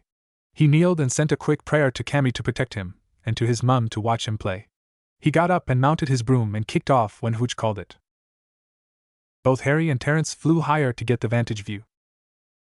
Madam Hooch kicked the crate and the bludgers flew off, same with the snitch, who flew by both seekers and flew away at high speeds to hide. She grabbed the quaffle and flew to the center of the pitch. She saw that the 6 chasers and 2 keepers were ready. She threw the quaffle up and the game began. And the game is on, and Flint grabs possession of the quaffle, passes to Pusey, who streaks towards Wood. Come on, Wood, stop it. Damn. 10-0 Slytherin scores. Wood to Alicia, who flies with the newcomer Katie Bell. They bounce it back and forwards, wait that streak. And the Slytherin new chaser Naruto Uzumaki steals the quaffle, first time in the pitch, and he is flying like a pro. Only Wood in front of him to stop the shot. Uzumaki feints to the left, trying to draw Wood away. He shoots and he scores 20-0 Slytherin.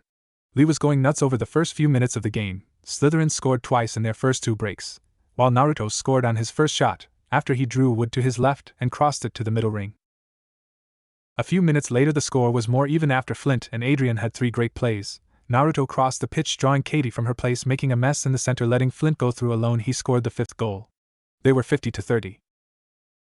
Half an hour went by where the goals became more, yet Slytherin managed to stay ahead at least 20 points. 110-90.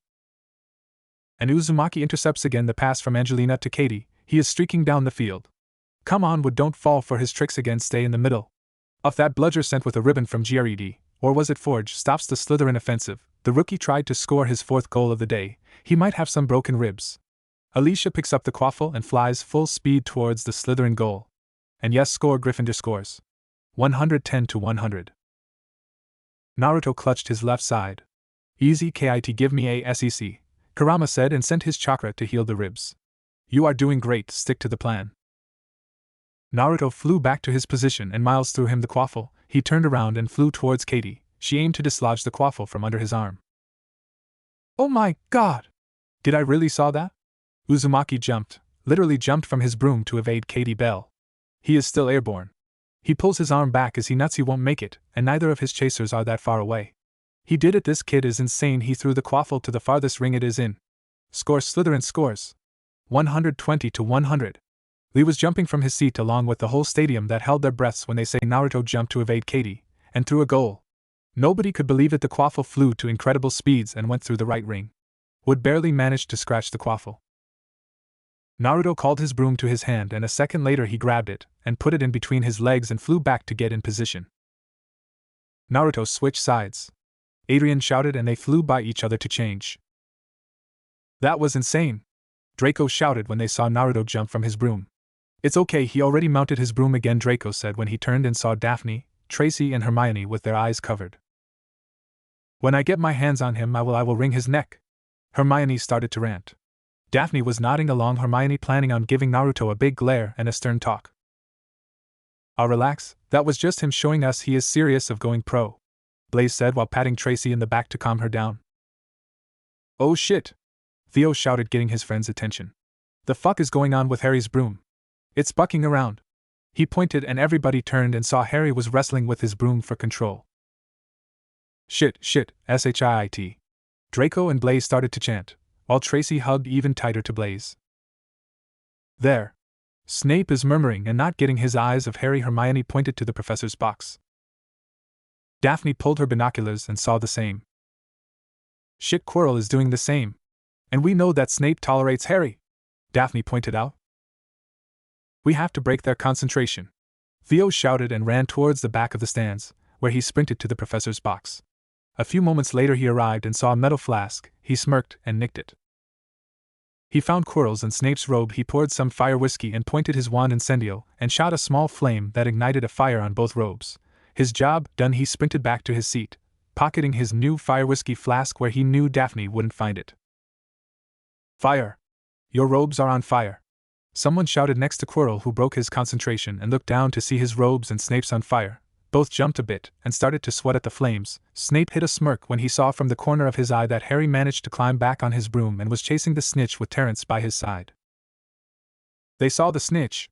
Blaze shouted when they saw Harry climb back on his broom, and a few seconds later he started to chase something with Terence closing in. What did I miss? Theo asked when he finally got back to his seat. Come on, Terence, get it before Harry, come on! Draco started to chant under his breath. It seems that the snitch has finally made its appearance. Both Harry and Higgs are chasing it. They go on a dive. Ouch! One of the twins sent a bludger towards Higgs, who was focused on the snitch, never saw it coming. Come on, Harry, you got it all for yourself. Lee was shouting, getting everybody shouting.